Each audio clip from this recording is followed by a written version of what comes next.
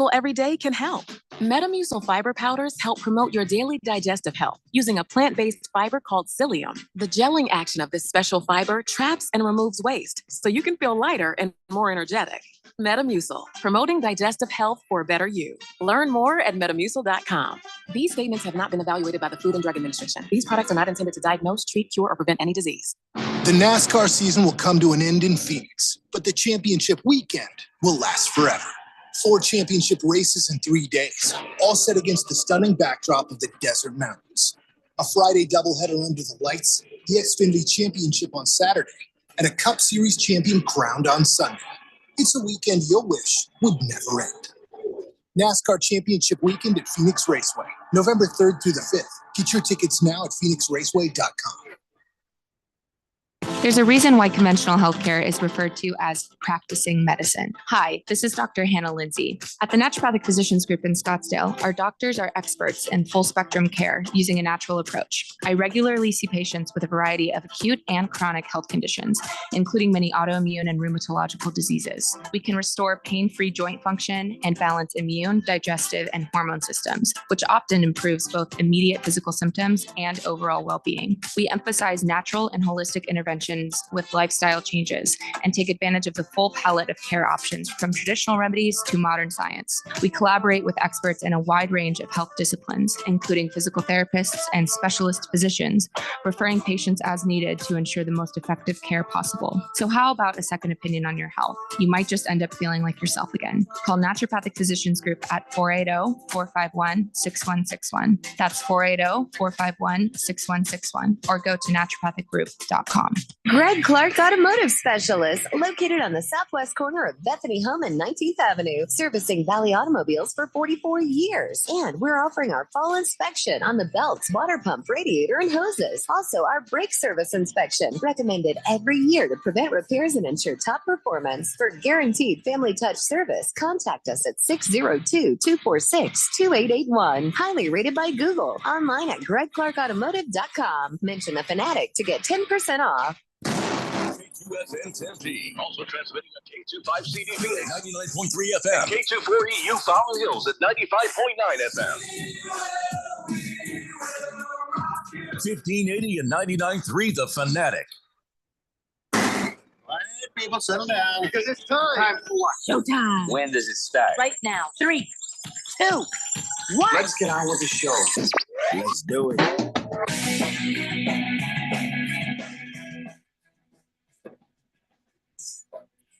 All right, everybody, it's Friday here on the Daily Blender. I'm your good friend, your radio pal, Jeffrey O'Brien, alongside not Randy White. He'll be back on Monday.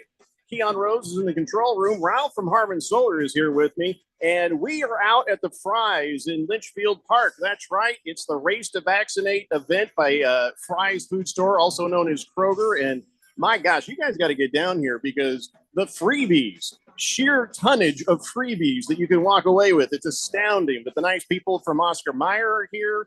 I'm looking out here to Bimbo Bread, all sorts of different stuff. And Radio Ron wasn't kidding. He's like, you can almost walk out with a week's worth of groceries if you just come here and try all the free samples. And listen, here's where we're at. We are at the northeast corner of Camelback and Litchfield out in the West Valley. And we just saw Heavy Metal Maniac. We did, yeah. And he left the moment you got here. He did. He did. He said a couple of things and left. Yeah. And, this is a lot of fun. We're going to be here broadcasting live until 6 p.m. And part of this is just about getting awareness. And we talk about the race to vaccinate. It's not just, say, for COVID. It's also for shingles. It's also flu. It's also anything at any age that might potentially ail you. So it's always good to talk to your doctor, talk to your pharmacist about what is right for you, and whatever it is for you, they can take care of you in the Fry's Pharmacy. So anyways, yes, we'll be broadcasting live here until 6. Earlier at some point, Ricky Stenhouse Jr. was here. They say he raced in and raced out, and he's on his way to the track. Somebody has handed me a free loaf of bread. It's got some Oro wheat, grains almighty. Wait a second. Am I supposed to be offended? It says gut balance. Who's looking at my gut? Everybody. I know. You can't help it. You can't miss it. If I stand up quickly, the table might move. Yeah, So, absolutely. anyways, yes, Bruno Baller on the text line, 888-368-1580, broadcasting live in the Harmon Solar Studios in, Litchfield Park right now. Yep. Bruno Baller says, is the Oscar Mayer Wiener car there? Yes, it is. Yes, it is. It is. And I got a free sample hot dog earlier. That thing is ginormous. Wow. My gosh, that was a big dog. I enjoyed that. But yeah, you come down here and check out the Wienermobile. They'll let you get your picture taken inside the number 47 car that's right here, and get your picture taken with it. And you can even put your head through one of the hot dogs and get a picture. So, people keep asking me if I want to. The answer is no. 888-368-1580. So, all right. Sorry, Keon. Wish you could be here. Maybe we'll just grab a bag of that stuff for you. We'll bring some of these amazing free samples for you. I would appreciate that. I'm going to see if Radio Ron can do that. But if, I wouldn't expect his favorite stuff to make it to you. You know what I'm saying? Yeah, that's typically how that goes. There's a filtering that goes on, and then I get the last of the stuff. Yeah. Usually the worst stuff. Whatever you don't like. That's all right. All right, listen, it is Friday here on the Daily Blender, and this thing is going to go sideways probably pretty fast, but until it does, let me just fill you guys in on what's going on this weekend on the big radio station. Tonight, GCU is playing Southeast Missouri at 8:30 p.m. That's Monday night. Tonight, no, it's Castile at Corona del Sol. Sorry, I got excited. We got high school football tonight. We have the NASCAR Infinity Series Championship on the radio tomorrow at 3:30 p.m. Then on Sunday, the NASCAR Cup Series Championship at noon. Sunday night football, we got Bills and Bengals. Sunday early morning football, we got the Dolphins and the Kansas City Chiefs. That is a game worth waking up for. Normally, they are not. Because what team do you associate with England the most? The Jaguars. Right. Generally not worth waking up for. And not even like the Jaguars now. The Jaguars when they were horrible. When they were their worst, they kept sending them to London, those poor people. Even improved, it hasn't been really worth waking up for. That's true. So we got on Monday, because of Southeast Missouri playing GCU at 8:30, we got Chargers and Jets for Monday Night Football over on Money Radio 1510 and 105.3 FM. So that is what is going on. Ralph is chomping at the bit because he knows what's next because he can see my papers. First thing he brings up when he sits down is the Phoenix Suns. Yeah, had to. And what happened last night against Slenderman. And I think we might just start calling him that. He showed up for Halloween wearing the Slenderman costume. So we might as well call Wembanyama Slenderman. But yeah, that did not go the way I thought it would go or hoped it would go. He ate their lunch, didn't he? Even with DeAndre Booker showing up. I'm sorry, who's Devin Booker. Wow. I haven't had a drink of water in 3 hours. Shut up. Even with Booker showing up, everybody is comparing Wembanyama to other people. But I think the best comparison, it's not like Shaquille O'Neal says, bull. It's not like what other people. I say it's taller Kevin Durant. I think that's a good comparison there. Think about it. Isn't it seem like taller Kevin Durant? The way he can handle the basketball, the way that he can shoot it. He's so skilled for a person that's 7'5". It's unbelievable. Yeah, and he just went nuts. Although credit to the Suns for they were getting blown out pretty well early, and they came back and from a 27-point deficit, they got a tie there with 4:21 left, and then we just didn't get it done. I think. Keon, is it time to be concerned, or are we still just so early in the season that this doesn't matter? We are 5 games into the season. I'm just not ready to be concerned yet. I mean, no, it's not time to be concerned. You have a brand new team. They're going to have to learn how to play together. And part of that, by the way, is that they had 14 turnovers last night. Like, that's the kind of stuff that you do eliminate as you get more experience playing with people because you're more on the same page. Like that stuff is that takes a season to iron out. That's what it's there for. So no, at 2 and 3, I don't think there's anything to be deeply concerned about just yet. I disagree. Yeah, Ralph, Absolutely you disagree. know better than that. You're just trying to Yeah, start no, crap. Ralph ought to know better because Ralph's Lakers started off absolutely atrocious a year ago and found themselves, taking on the Denver Nuggets in the Western Conference Finals. I don't recall the start, but I do remember the finish. I know you don't recall the start. That's very you. I remember playing in the West. Yeah, I remember playing in the Western Conference Finals. Yeah. I'm enjoying watching the Suns in last place right now. Oh my God! Are you actually looking at standings right now? I am every You know day. why? Because Every it's the only day. moment that Ralph can look at the standings and see the Lakers look good. Because after about 15, 20 more games, that's going to change dramatically. You lost 2 games to one of the worst teams, and then you lost to the Lakers. I can't ask for much. I don't know if they're going to stay one of the worst teams. I'm just saying that they've been building this whole time, and then they've added that monster Wembanyama as their final piece in the puzzle. I don't know that that's necessarily a bad problem, but no, there are 77 games left in the season. Let's just calm down. I got some free things from Drumsticks, so I'm taking them away for you, Ralph, because of your bad takes about the food. I love them Drumsticks. Somebody gave out some free coupons for it. Why don't you give one to Devin Booker? Maybe he needs one this morning. Everybody needs one. I'm sure he's at home crying right now. So. He's not crying. Or maybe it's DeAndre Booker. I'm not sure. He's but it's feeling the same thing. It's his alternate ego, DeAndre Booker. Anyway, so yeah, I didn't like it, didn't expect it, but it's so early in the season. Okay, because Keon said so. I'm not going to let it get to me. You could at least say, hey, at least that they buckled down and fought hard and brought it back to a respectable distance, but. Yeah, I just didn't like the way that ended, and it does give me some concern. But I won't be concerned if you say so, Keon. If you say so. Yeah, it's just too many games left. We're talking about 77 games on the docket.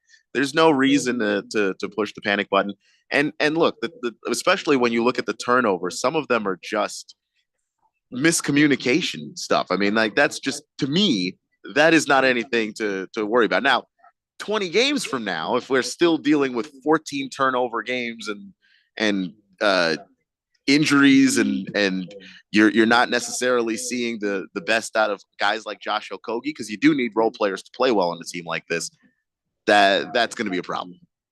888-368-1580. Ron has basically gone trick-or-treating. Yeah, he's bringing back stuff for us to talk about. I got a little Slim Jim here, which I'm going to name Ralph.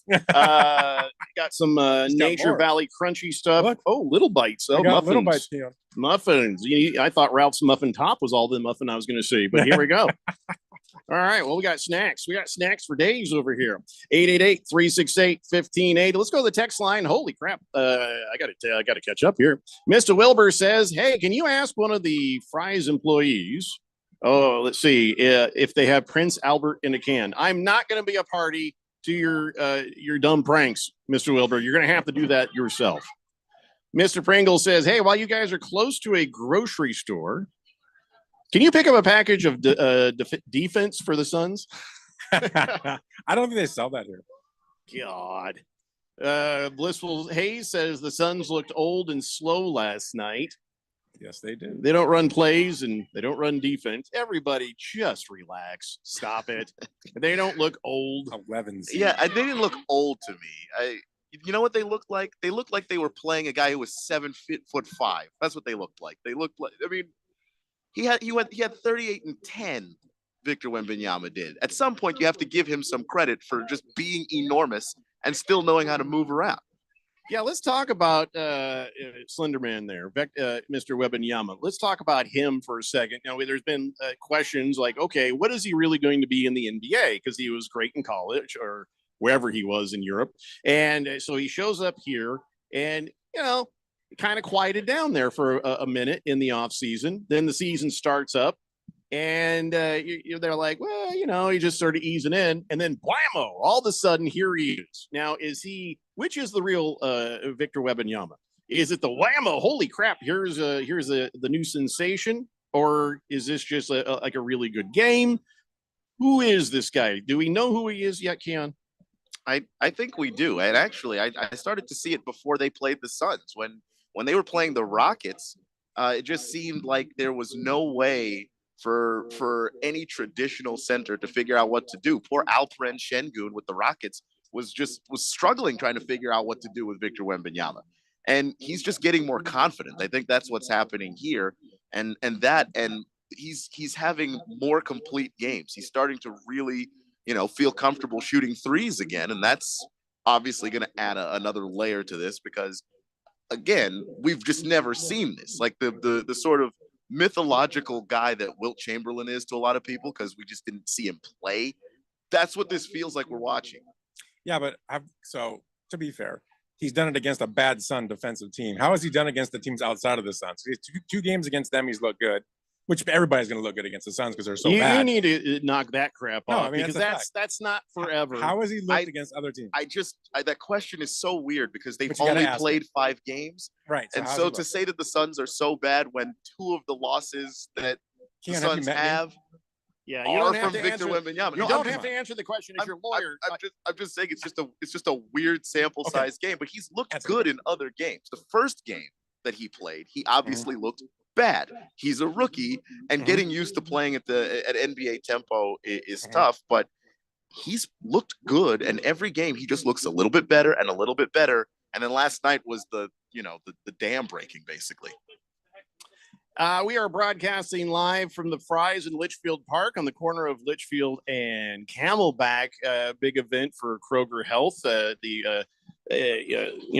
Race to vaccinate with the number 47 car out here. And basically all the free stuff you can get here is astounding. And in fact, Radio Ron has just went and collected a little something from every table. And this is like trick-or-treating for adults.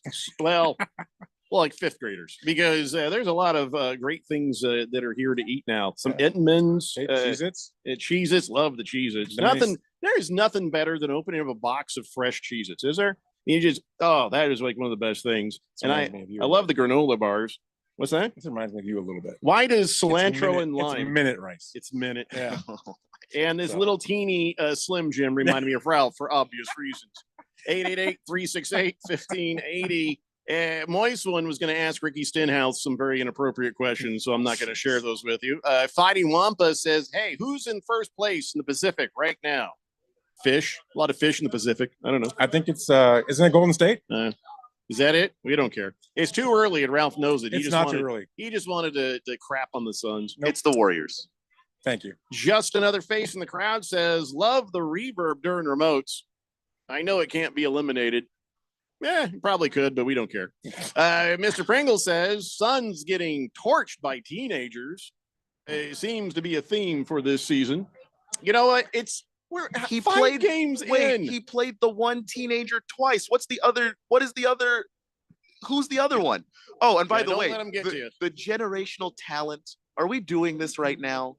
This is like this is weak, guys. This is weak. Hey, there's only 77 games left, Dion. What's the magic number? Boy, there's a magic number there quickly running out of games. Right. I mean, they're just going to get worse. We just might not make the playoffs. Never mind that your own team has one more victory, but whatever. We're in the playoffs. He told me before the show he knows this is the only time he's going to have a chance to talk like this. Absolutely, never said that. Absolutely did. Absolutely not. Lost Toby says Grandpa Durant is going to suck this season. Listen, Kevin Durant is still a great player, but let me tell you something I haven't seen. He had 28 last night. What? Terrible. Terrible. He was 10 for 15 from the field. He was 3 for 5 from 3. Next to You've got more elderly people on your Lakers than the Suns could ever. But the Lakers got their AARP cards way before the Suns would. But our AARP guys. Staples Center looks like an elderly home compared to the Phoenix Suns. But here's the thing I have noticed, and it does give me a little bit of a pause. Now, when we saw Kevin Durant play with against the Lakers, and he was dapping up and hugging up on LeBron, everybody's like, what a good guy. And then when he played with Wembanyama afterwards, after getting beat, he's all dapping him up, hugging him up. Does he kind of look like a guy who's on a farewell tour to you? I wonder if Kevin Durant is maybe thinking about being done soon. I don't think so. I don't see that. It made me nervous to see him like that. It was like the end of a family reunion hug. all he gave to LeBron and Wembanyama. All of these guys know each other. So it's and also when somebody close. is 7 feet tall and they're giving someone else a hug with these big gangly arms, it's unsettling, isn't it? Well, I heard when he was talking to LeBron and he was talking to AD, he basically was hugging them and saying, "Can you get a trade?" He wants out of here because he realizes he's not going to win. So he's like, "Hey guys, you got to get." It's not true. So I'm just telling you, that's what came out. The Phoenix Suns are a team that have an owner that will pay for anything you want or need to try to win. That's not true at all. 888-368-1580. Blissful Hayes says Ralph is the only one who tells the truth. Absolutely. See, you have good listeners. We just great listeners. Don't have the same definition of the word truth. Yeah. I think what he meant to say was bullcrap. No, he's right. Boomer Sooner says, "Hey Ralph, Keon, where's my pizza? Sorry, I think K-State's going to beat Texas, and yes, I am worried about Bedlam." By the way, we're going to have Keon Rose's college football dance party coming up here in just a little bit. Donnie says, "Let me guess, it's DeAndre Ayton's fault." Yeah, have you seen how bad he's been doing in Portland? He's still better. Actually, just another face in the crowd. The other night, but I can't remember who they were playing. Just another face in the crowd says, "No fried chicken, Jeffrey, or are you going to get some later?" I'll probably get some later. I never go to Fry's without getting Fry's fried chicken. Oh, God, that's the best stuff. I like it better than any fried chicken out there. I'm not even saying that. Nobody asked me to say that. That's just the truth. You guys have heard me say that before. I've been saying that for years. Years I've been saying that. 10 years. Lost Toby, how do I know what Ralph Slim Jim looks like? Because it's right here. He keeps showing everybody. King of Kitten says, 100 days to the Super Bowl. Wow, that is unsettling to hear. 100 days to the Super Bowl. Yeah. Seahawks are getting ready. No, the Seahawks will never they're getting ready. They're trying to buy tickets on StubHub right now. That's the only way Seahawks are getting in there.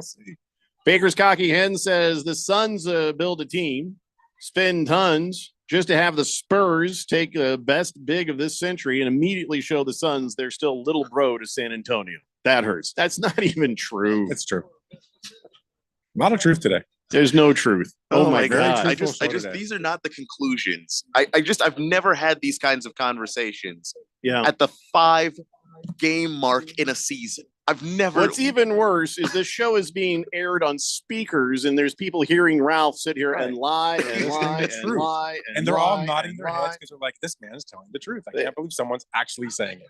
And they're nodding their heads because they're praying. Please let them stop. Please let them stop. All right, we're going to take a break. When we come back, we got a little more NBA to talk about, but of course, we got college football, we got NFL, we got all sorts of stuff, and of course, it's a Friday, so you know how that goes. It's the Daily Blender here on 1580, The Fanatic. This is Brent Musburger's Action Update on 1580 and 99.3 The Fanatic. The best way to start betting smarter is to sign up for a free VSiN subscription at vsin.com/subscribe. That's vsin.com/subscribe. NFL Sunday, the Arizona Cardinals are in Cleveland to take on the Browns. Arizona starting Clayton Tune at quarterback after shipping Josh Dobbs to Minnesota at the trade deadline. Cleveland will go with Deshaun Watson. He's missed the last couple of games with a shoulder injury. The Browns are an 8.5-point favorite at home, minus 430 on the money line, while Arizona plus 340. The Cardinals only have one win this season. The over-under is at 38.5. Big game in Germany between Miami and Kansas City. The Chiefs favored by 1.5, minus 124. The Dolphins minus 106. 50.5 is the over-under. I'm Tony Desiri with your VSiN Action Update on 1580 and 99.3 The Fanatic. ABC Wednesday, November 8th. It's country music's biggest night. The CMA Awards, live. With performances by Luke Bryan, Lainey Wilson, Jelly Roll, and K. Michelle. Old Dominion with Megan Maroney, Carly Pierce featuring Chris Stapleton, Tanya Tucker with Little Big Town, and more. The best in country music! Luke Bryan and Peyton Manning host The CMA Awards live. Wednesday, November 8th, 8/7 Central on ABC, and stream next day on Hulu. Jeffrey O'Brien here, and congratulations. You just made it through the hottest summer in Arizona history. No lie. The only proof you need is in that electric bill. If you don't have solar, I wonder how bad it's going to get next year. You need to call Harmon Solar today. Harmon Solar could save you over 80% off your electric bills. They're a locally owned, family-owned company. Call Harmon Solar for a free estimate. 800-281-3189. That's 800-281-3189, or go to harmonsolar.com. NBA fans, the wait is over. Basketball is back, and DraftKings Sportsbook, an official sports betting partner of the NBA, is celebrating with an unbeatable offer. New customers can score $200 instantly in bonus bets for throwing down $5 on the NBA. Win or lose, it doesn't matter. You'll start the season with an instant dub. And with DraftKings parlays, everyone's got a shot at even bigger basketball wins. String together multiple bets from the same game or build your parlay across multiple games for a shot at making your payday even sweeter. Basketball's more fun when you're in on the action. Download the DraftKings Sportsbook app now and use code BET1580. New customers can get $200 in bonus bets instantly for betting $5 only on DraftKings Sportsbook with code BET1580. The crown is yours. 21 and over, Arizona only. Gambling problem? 1-800-NEXT-STEP. Bonus bets expire 168 hours after issuance. Eligibility and deposit restrictions apply. Terms at sportsbook.draftkings.com/basketball terms. Greg Clark Automotive Specialist, located on the southwest corner of Bethany Home and 19th Avenue, servicing Valley automobiles for 44 years. And we're offering our fall inspection on the belts, water pump, radiator, and hoses. Also, our brake service inspection, recommended every year to prevent repairs and ensure top performance. For guaranteed family touch service, contact us at 602-246-2881. Highly rated by Google. Online at gregclarkautomotive.com. Mention the Fanatic to get 10% off. Are you ready for the NFL season? Are you ready to win $1,580 in cold hard cash? Sign up today for the Harmon Solar 1580 The Fanatic NFL Fan Pick'em Contest. Get over to 1580thefanatic.com and sign up today. Someone needs to win this $1,580 first prize. Why not you? Finish in second place. Cha-ching! You win $500. The Harmon Solar 1580 The Fanatic NFL Fan Pick'em Contest. Sign up today at 1580thefanatic.com.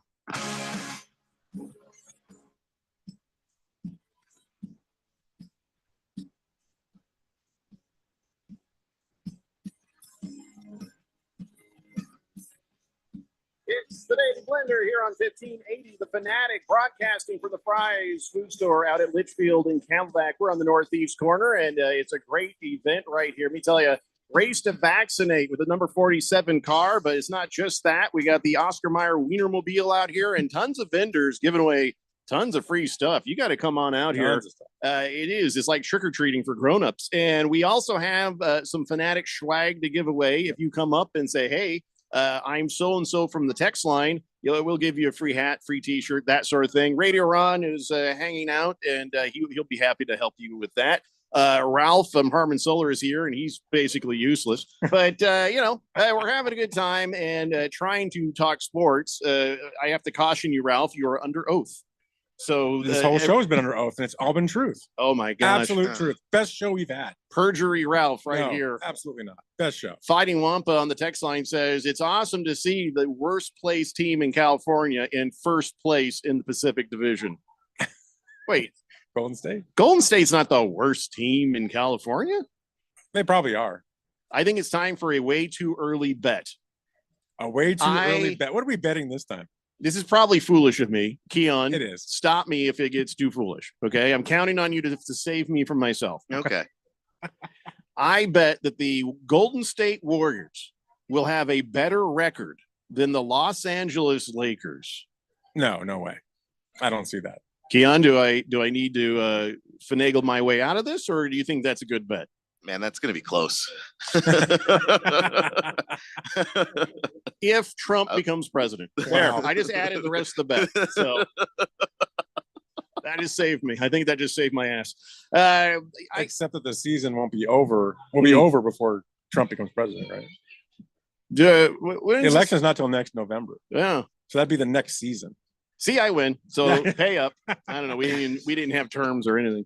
888-368-1580. So you remember the crypto guy that hired Tom Brady and hired Steph Curry from the Golden State Warriors, and they just convicted him of like everything. Yeah, he just got convicted of everything. And I guess Shai Gilgeous-Alexander bought his house for like $8 million, but didn't know who he was. So people started showing up, threatening just to burn the house down. People who've been ripped off by the crypto king, And Shai Gilgeous-Alexander's girlfriend answers the door, and there's some shady-looking characters threatening them and all this stuff, and it just scaring the heck out of everybody. And he's like, "They never told me. They never told me. You just if the house is haunted, you don't have to tell me. I'll be fine. But if there's somebody who's about to get firebombed, please, maybe just let me know. Not legally, probably. You don't have to disclose that. I think you do. I don't think you do, but professionally, you probably should. There's threats. Hey, on the house, you are they walking should. into a house that's basically going to bring a firestorm to your doorstep. I'm not saying you have to, but just from a professional level, you probably should. Yeah, I mean, a lot of times when you buy a house, they'll be like, "Oh, Tom Brokaw used to live here." Oh, that's not. Yeah, the guy who bought Britney Spears' childhood home, they found a door that says, "Christina sucks, Britney rules," and that's true. That she really did write that in a door, and so that's been announced. So why wouldn't Shai Gilgeous-Alexander? He's a guy who's in the public eye. He needs to know things. Why wouldn't they tell him, "Oh, that Crypto King guy used to live here"? Well, it's not a positive. Well, they should have told him anyway. Yeah, but it's just like, by buying this house, you might effectively ruin a good chunk of your life. I know they don't I know they don't have to, but if you're not a bad person, you would. So now he's looking to get out of the deal, saying that they fraudulently misrepresented the luxury home by failing to disclose an alleged series of threatening visits to the property that happened daily at times. And so there you go. I that's up to them to sort out. Probably because he can't get his money back on this, whatever. But yeah, that's kind of low. Yeah, it's kind of low to show up to something like that. Now you got creepy people. Why don't you just put a sign up that says Shai Gilgeous-Alexander lives here, not the Crypto King? Yeah. New under new management. It might work. Just paint it. It'll be fine. It might work. Let's talk about something that I saw that came out that I think is really, really dumb. It is a really, really dumb thing, but it's nothing new. They do this after the Super Bowl. They do this after the NBA Finals. They do this after the Stanley Cup. So, of course, they're going to do this after the World Series is over. Here are the odds to win the 2024 World Series already. And isn't it like 100 or so days before spring training starts? Yeah, end of February. I hate this stuff. But here's where they have on the odds. Braves are at 13-2 in the odds. Stupid Dodgers 7-1. Oh, okay. Astros Rangers 9-1. Phillies 10-1. Rays 15-1. I'm just going to go all the way down to the Diamondbacks where they got them about midway at 25-1. I hate this. I don't hate this because the Diamondbacks fell down. Even Ralph, you would have to admit that the Diamondbacks should be higher up on this list, above the Yankees at least. No, I don't agree. And I'm not saying this to be a jerk. I mean, I really don't agree. You just have to be that way. Well, the reason I don't agree is because you have to see how the free agency goes this season. I mean, yeah, they had a great run in the playoffs. They didn't have a great year. What do you want from them in free agency? They need pitching depth. Right. And do you think that Hazen won't get some pitching depth? I don't know. If he's the typical Arizona owner, no, he won't. Because he's not the owner. He's the GM. Oh, but the owner. The Kendricks, are they going to allow him, access to the purse strings to be able to do that? Because he's shown that he's savvy enough to figure out how to make some moves. I think he's shown that he can develop talent, but I don't think that he has the moves to say, hey, we need to quickly pivot to something else that's going to help us. I don't think that he's been able to do that, and I don't think that that's his fault. 888-368-1580. I think my text line might have paused on me here. There we go. I'm using all sorts of methods to get internet right now. Heavy Metal Maniac says, Jeffrey on Radio Ron, it was really nice to meet you guys. Finally got to meet you. Not so fun meeting Ralph, though. Lakers suck, Dodgers suck, and go Diamondbacks, he says. You love me and you know it. Lost Toby says, he turned up his nose like he smelled a fart when he saw you. Lost Toby says, I bet the Warriors will have a better record than the Lakers and the Suns. Oh, Toby, I would take that bet. The Suns will have a better record than than the Lakers for I sure. mean, if you average out starting at 2 and 3, you're probably looking at what? I don't know. Well, 25, 30 losses. So the season is 82 games on purpose, Yeah, so and we do are the just math. using the 5 games as Oh, we just gotta this do average. permanent do sample math on size. 5. I'm a math guy, so we got to do the math. We Well, got if 5 you're a games math in. guy, you should STFU because Yes, he's on we pace. need at least a larger sample No, size than this 5. is a good sample, I think. I'm okay with this sample. I'm sure you are, Ralph. Yeah. Baker's Cocky Hen says Lakers haven't been moved to the senior NBA tour yet. Yeah, you would think they would. It's a very elderly team. Fubar 1000 says, howdy, y'all. Jeffrey, are you benching Pollard this week? Oh, that's right. Am I bench? Yes, I think I am. I think I am. Am I playing you or something? How did you know that? I got stalkers on fantasy football too. I know that I think I might be playing Thundar the Santa Barbara. No, Oaktown Destroyer. Tony Pollard for the Dallas Cowboys. I had concerns on that. I just think I have a better chance with Amari Cooper in the flex than Tony Pollard in the flex. I'm going to go with Zach Moss and Jonathan Taylor at running back. So, which, I have Jalen Warren, and if I had played him, I got a nice bunch of points from last night. Who knew, though? But yeah, I am benching Tony Pollard. Moist One says, for once, Ralph is right about the odds. Yeah, I am. I'm 100% right. Based on what he's saying is that the free agency is going to be the determining factor of what this team is actually going to look like. So do you have any faith in Mike Hazen?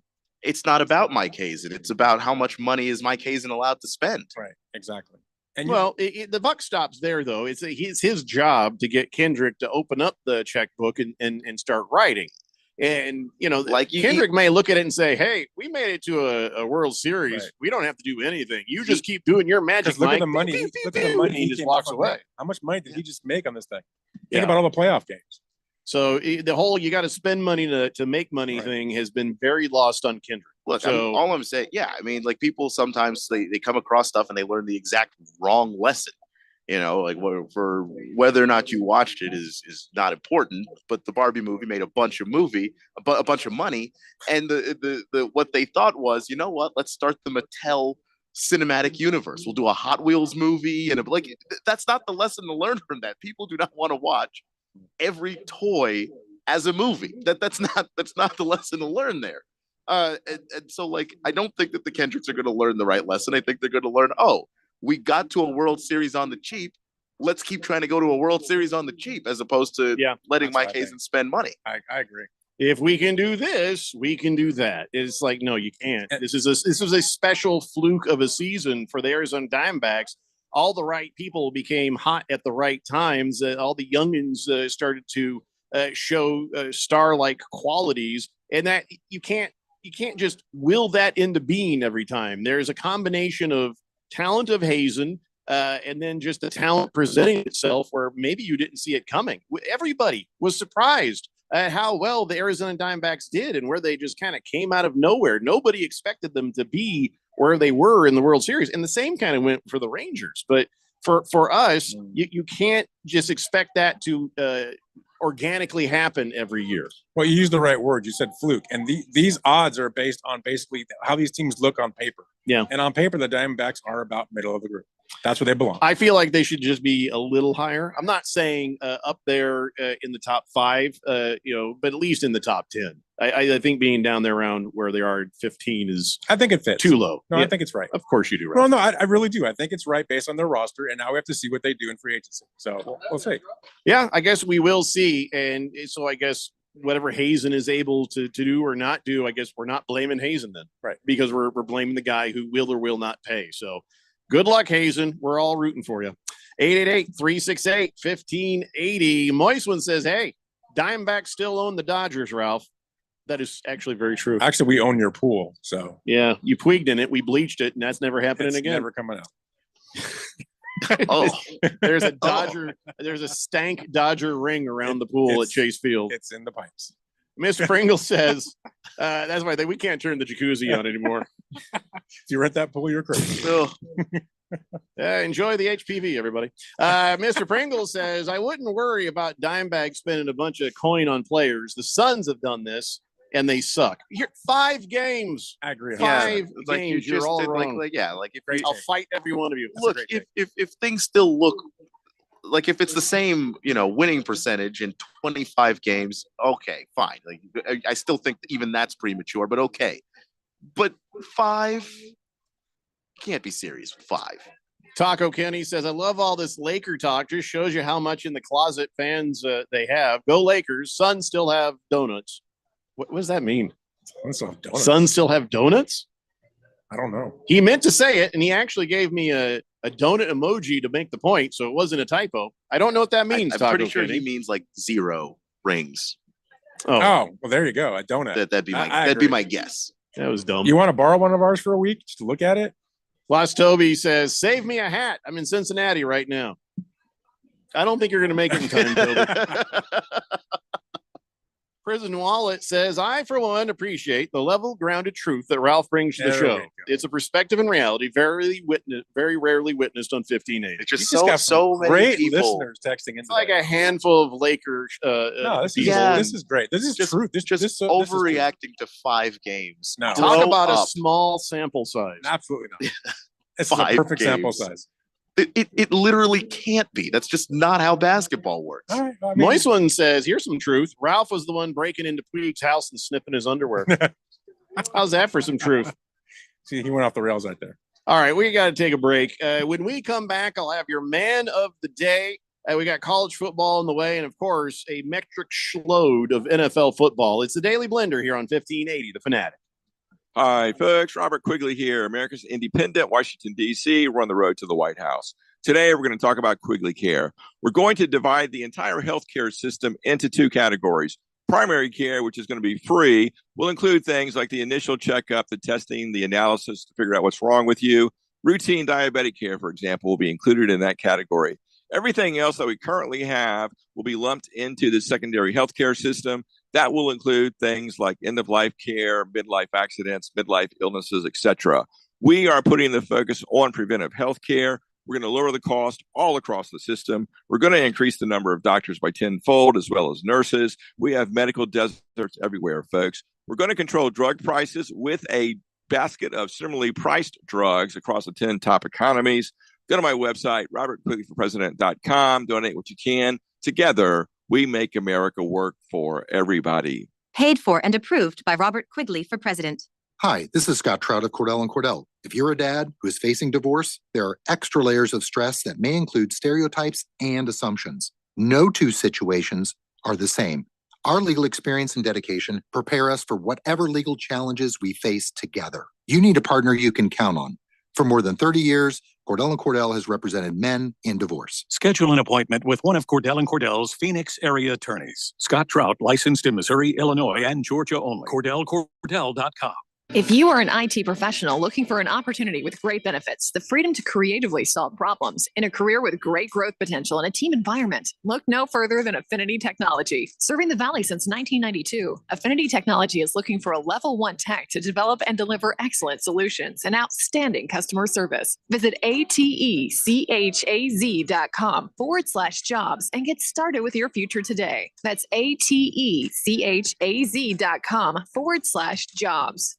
Sun Devil football returns to Mountain America Stadium to take on the Oregon Ducks Saturday, November 18th for the Salute to Service game. Forgay will throw for that far corner. Caught for a touchdown! Get your ASU Oregon tickets today by calling 480-727-0000 or go online to sundeviltickets.com. Gadaboo with the catch, has the first down, stays on his feet, and he's going to go to the 20, 10, 5, touchdown Devils! 1580 The Fanatic. And at 1580thefanatic.com. Your home for sports.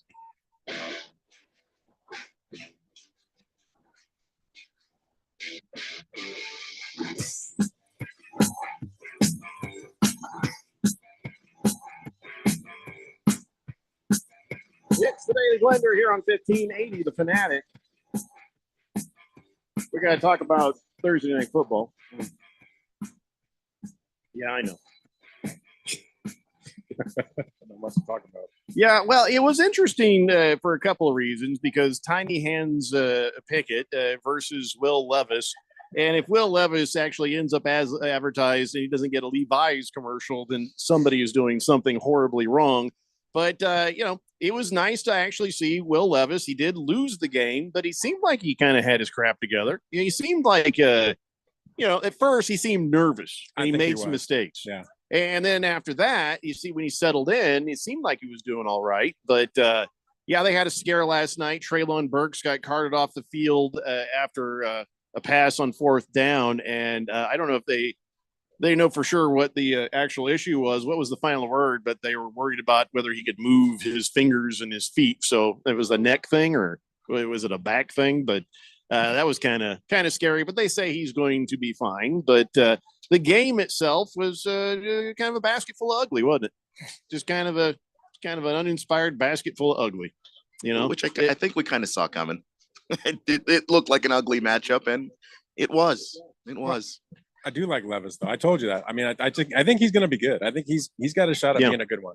Yeah, and I like the way Deontay Johnson played. I mean, so I'm glad I didn't listen to Rosalie last night. You played him? I played him. He got me 22 points. So. What league? Not our league. Yeah, our league. Oh, Deontay Johnson. I thought you were talking about Jalen Warren. Yeah, no. Sure. I had him on the bench, and I half wished I hadn't because he did pretty well. But that was just a matter of, a slightly better offense. Yeah. And I'll tell you what, the fact that the Steelers were able to get to 5-3 with a 20-16 victory over the Titans. Tomlin. 20-16, that's not a very definitive victory over a team you probably should have put up another 14 points on. It's the Tomlin factor. It's the Tomlin factor, and the reason why you get stuck with 20 points is that's the Matt Canada factor. His offense sucks, man. Like, it's terrible. Nobody gets open. Nobody schemed open. It's one of the ugliest things to have to sit there and watch. And honestly, I don't even know if it's fair to try and figure out if Kenny Pickett is good or bad at football playing in that offense. Because whenever he has to go off script, whenever he has to, run the hurry up offense late in games, we've seen it. He looks like a different quarterback when it's his turn to just be aggressive, and he's the one that's kind of calling the plays. He's the one that has to push the ball down the field. All of a sudden, Kenny Pickett looks like a guy who can play. If you can remember the end of that Ravens game, that's another example of where if you just cut him loose late, he finds ways to win. Who would you rather have? Would you rather have Kenny Pickett or Will Levis? Let's say for a couple seasons. I mean, I've seen more of Kenny Pickett, but I can't say anything about that with Will Levis after 2 games. I like Levis. I like his body of work in college. I think you like his body? Yeah, he had a great body of work in college. Wow. And I just we're learning things about Ralph. Yeah, I think his upside is just big. I think he's going to be. I think he's going to be good. I think he's going to be really. I told you that the Colts should have drafted disagree, him. though. I disagree. I don't think that as far as potential wise, I don't agree. I think that Anthony Richardson probably has a lot more upside than Will Levis. It's just he has to stop getting himself hurt. That's all. I look at Anthony Richardson and I envision RG3 all over again. I see a kid that's got a ton of talent, taller, that's just going to get hurt and he's not going to have a long career. That's what I've always thought about him. I know. I tell you what, after 3 different injuries and now he's out for the season, which I shudder to think you might be right on that. Even that was not the same as RG3, who had just one massive injury that ruined his entire. But you knew it was coming, right? Yeah. The way, there was a recklessness to how he was playing. Right. But I think Anthony Richardson just because of the physicality, because of how fast he is and how much bigger he is than everybody else, does have the higher upside. But Will Levis has potential. I wasn't high on Will Levis personally, and I do want to see him play more games and see, what how he adjusts to the league, countering what he brings to the table. But it's a promising start, so there's that. Yeah. Well, we'll see what happens with the Titans next week and the week after that. But it was nice to see. At first, you're like, oh my gosh, that was just a one-off fluke. He just looked horrible when the game started, but then he settled down and started to look like what you were used to seeing last week. So it'll be interesting to see what happens. But right now, I guess I can't compare my quarterback to this quarterback. I mean, Levis, it came down to the last play of the game, right? I mean, yeah, they could have won. Yeah, Levis, with a solid future. Pickett with teeny little hands. I guess we'll see what happens next time. And the Steelers being 5-3. Now, listen, you guys want to give old Tomlin a bunch of flowers. I got to say he's hanging on by a thread because they got to 5-3, but now if you look at their stats, since you like the math, Ralph, they have had fewer yards than their opponent in every single game they played. And that's Tomlin factor. It doesn't matter. Tomlin factor what, on the defense? No, overall. It ain't offense. They've been outgained by 790 yards this season so far. Making the Fire Matt Canada case very strong. Agreed. So what you're saying, Ralph, is that Tomlin is overcoming Matt Canada. Right, because he's done it his whole career. If you look at Tomlin's career as a coach, he hasn't had the best teams, but they're always winning. They get through the playoffs. I mean, you sit there and shake your head and go, how did they do this? That's always it's Tomlin. He's never had a season where he's been below 500. Right. I mean, you look at some of the quarterbacks. You look at Mason Rudolph. You look. Well, yeah, of course you would have thought this would be the season. If you looked at their schedule at the beginning of the season and said, "Oh, that's going to be an above 500 team," you'd be crazy. But here we are, and they're above 500. Yeah. Fubar 1000 says, "I think D Hopkins can help Levis reach his potential there." Yeah, that was the thing. Last night, Hopkins didn't have a very big night. He only had like 10 points on the fantasy football. What was the prep? He's just really well covered on that, and they shied away from throwing to Hopkins because the formula for success the Sunday before was get it anywhere in the zip code of Hopkins, and we can win this game. Yeah, and part of that is they were playing the Falcons. And the Falcons do a lot of they play a lot of one-on-one, right? Like a lot of man coverage. So it's just D-Hop and one guy.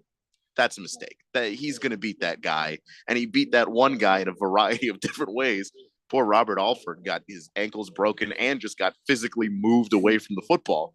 And that's how D-Hop is able to help, I think, young quarterbacks is he does get open like that. But if you're going to go up against Mike Tomlin, he's not dumb. He knows that's the guy you probably want to throw the ball to. So he's going to play a whole lot more zone and kind of keep D-Hop in check. And now you're forcing Will Levis to try and beat you in other ways, which last night he did look capable of doing, but you're taking away the cheat code. Yeah. If there's anybody you can call a cheat code, it is DeAndre Hopkins. 888-368-1580. And Vrabel, I gotta be honest. A lot of times when your team loses, you're looking for some comfort. I don't want to say you're looking for excuses. We say on this show quite a bit there are no moral victories, but sometimes there are things that cushion the blow.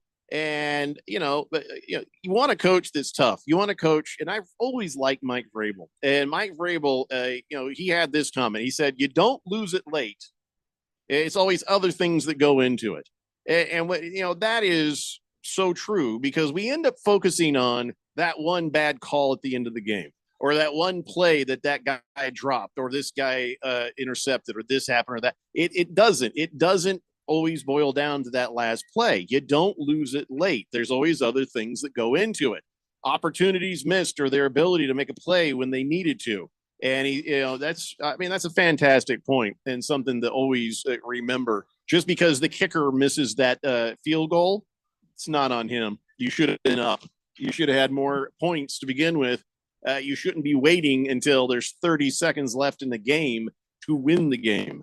You got to win the game early. And so, yeah, I love that. I mean, I would put that on a poster. You don't lose it late. There's always other things that go into it.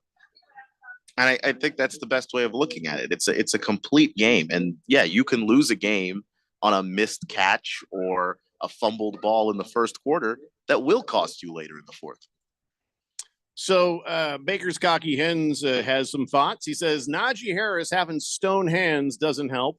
Pickett sucks. Pittsburgh has what is the key: consistency in coaching in the front office. They don't let outside factors get to them. They play aggressive on defense and have the best player in the league. Wait, who's the best? TJ Watt? You talking about TJ Watt? Probably talking about TJ Watt, who makes Pickett makes a strong case. Yeah, he also said Pickett sucks, so I'm assuming he doesn't think I'm assuming he doesn't think that either. He wears child's gloves.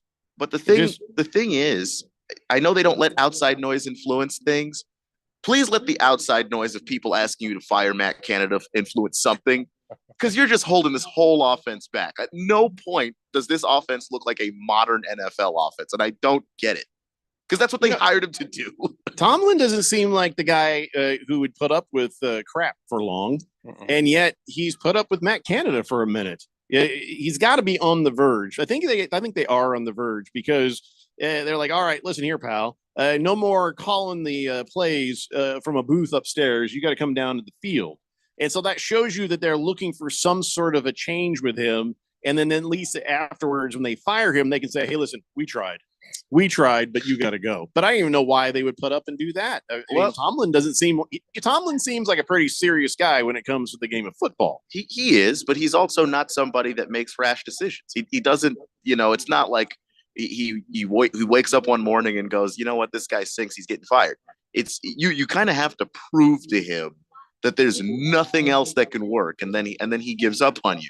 So he's just slow to move in that way. He's not a guy that panics. And I think, to Ralph's point about just the effect that he has on his team, that's why. Like if you can find ways to have winning seasons, even when your offensive coordinator is bad, it kind of makes it so you don't have to rush to the next guy. Right. 888-368-1580. So, we appreciated what Mike Vrabel had to say. And I could say, you're right. But then Mike McDaniel, he was right about one thing. He got his team to Germany early. He got them there, because the statistics have shown if you get your team to a European game early, you're going to probably win. The other team that just shows up late, like on a Thursday or Friday, they have not done well. So we'll give him props for that. But he did say something where, I don't think I agree. He's talking about this weekend, and he says, none of the narratives coming out of Sunday's game will matter. The Dolphins versus the Chiefs, no matter what happens, we lose, we can't beat good teams. We win, we're going to win the Super Bowl. He says, none of it matters. Yeah, and I'm like, well, hold on a second. I think we can take something away from what happens this Sunday, Absolutely. Whether it's in Germany or if it's in Kansas City or if it's in Miami. This is an important game, and the outcome of it will matter. Well, they lost to Buffalo. If they lose to Buffalo and Kansas City, now you start saying, they win when they're not playing the top teams, right? Right. I mean, so that's the narrative. They also lost to Philly. And they lost to Philly. So you can't beat a good team. Any Super Bowl contender you've lost to. Right. So that says who you are. And I agree. I do think it matters, but I also think the coaches say things to the media for the benefit of players in the locker room. He can't have those guys thinking that it matters. He can't have this team lose to the Chiefs and start falling apart afterwards because, oh God, we can't beat anybody who's a Super Bowl contender. Like, they have to be able to keep their heads on straight regardless of the result because they're still in the driver's seat. Yeah. Whether the Dolphins win or lose or whether the Chiefs win or lose, they're both Super Bowl contenders next Tuesday. But we will learn some things, and the narratives from this will matter at least to some point. And are you going to wake up early and watch this? I probably will. So I hate the time change, but at least for this, I love the time change because now the London games, the Germany games, that's going to be at 7 a.m. rather than 6 a.m. And don't forget your football, it starts at 11 now instead of 10. The games, at least, start at 11. So you sleep in a little more on Sunday before the NFL stuff starts. But that is a big game. And I struggle sometimes when we're looking at our schedules and it's like, well, I don't see a whole lot of good games on this, and every time we've done our pick sheets, I've been like, well, there's maybe a good game there. What is going on? Do we have more mediocre to bad NFL teams? You do this year than we have in the past? I really think you do. I think the NFL has achieved what they've wanted to, which is parity. And so when you have that much parity, guess what? That's a lot of average teams. That's too much parity. If everybody has a chance, everybody doesn't have an equal chance. So you still have some teams that are going to be great. And then just a bunch of average. Here are the good games this week, Buffalo and Cincinnati. And I think that's good to an interesting point. Dallas and Philly, that'll be a good one. Baltimore and Seattle. That's a good game. That is a good game. Come on, Raven kid. That's a good game. You know it. And Miami and Kansas City. That's it. Everything else is either you're a fan of it or it's just sort of mediocre at best. I hate to say it. Well, we need some better teams because I love this game too much to be meh by it, All right, guys, that is 1 hour down, and we got 2 to go. Broadcasting live from the Fry's over in Litchfield Park. We'll be back after this. It's the Daily Blender here on 1580, The Fanatic. My dad has a cold, but also has high blood pressure. That's why I got him Vicks NyQuil High Blood Pressure for fast, powerful nighttime relief. Unlike some ordinary cold medicines, it's specially formulated for people like my dad. NyQuil High Blood Pressure is sugar-free, alcohol-free, and decongestant-free. Vicks NyQuil High Blood Pressure. The nighttime sniffling, sneezing, coughing, aching, fever, sore throat, cold, and flu for people with high blood pressure. Like my dad. Medicine. Use as directed. So what did the doctor say? He said I might need surgery. Wow, it's that serious. Well, we won't know for sure until I talk with a surgeon, but I'm lost. This is all new to me. The decision to have surgery isn't easy, but neither is living with pain. There is an alternative to surgery. At the Naturopathic Physicians Group in Scottsdale, our doctors are experts in full spectrum care using a natural approach and can restore pain-free joint function so you can avoid surgery. Patients come in for a variety of issues, including joint pain, chronic conditions, and issues specific to men's and women's health. We also help restore balance in immune, digestive, and hormone systems, which often improves both immediate physical symptoms and also improves cognition and emotional stability. So when traditional medicine suggests you need surgery, how about taking another approach? Call Naturopathic Physicians Group at 480-451-6161. That's 480-451-6161. Or go to naturopathicgroup.com. NBA fans, the wait is over. Basketball is back, and DraftKings Sportsbook, an official sports betting partner of the NBA, is celebrating with an unbeatable offer. New customers can score $200 instantly in bonus bets for throwing down $5 on the NBA. Win or lose, it doesn't matter. You'll start the season with an instant dub. And with DraftKings parlays, everyone's got a shot at even bigger basketball wins. String together multiple bets from the same game or build your parlay across multiple games for a shot at making your payday even sweeter. Basketball's more fun when you're in on the action. Download the DraftKings Sportsbook app now and use code BET1580. New customers can get $200 in bonus bets instantly for betting $5 only on DraftKings Sportsbook with code BET1580. The crown is yours. 21 and over, Arizona only. Gambling problem? 1-800-NEXT-STEP. Bonus bets expire 168 hours after issuance. Eligibility and deposit restrictions apply. Terms at sportsbook.draftkings.com/basketball terms. My simple solution to the problem was remove people from the scene and help them feel safer. In response to attacks against Asian Americans, Maddie Park raised over $250,000 to donate cab rides to the Asian community. There is so much more work to be done. We really need to come together and tackle this issue as a community. Support the Asian community.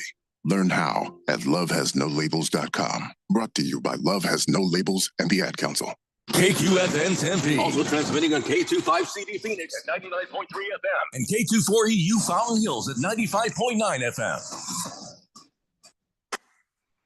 People settle down because it's time. Time for what? Showtime. When does it start? Right now. 3, 2, 1. Let's get on with the show. Let's do it.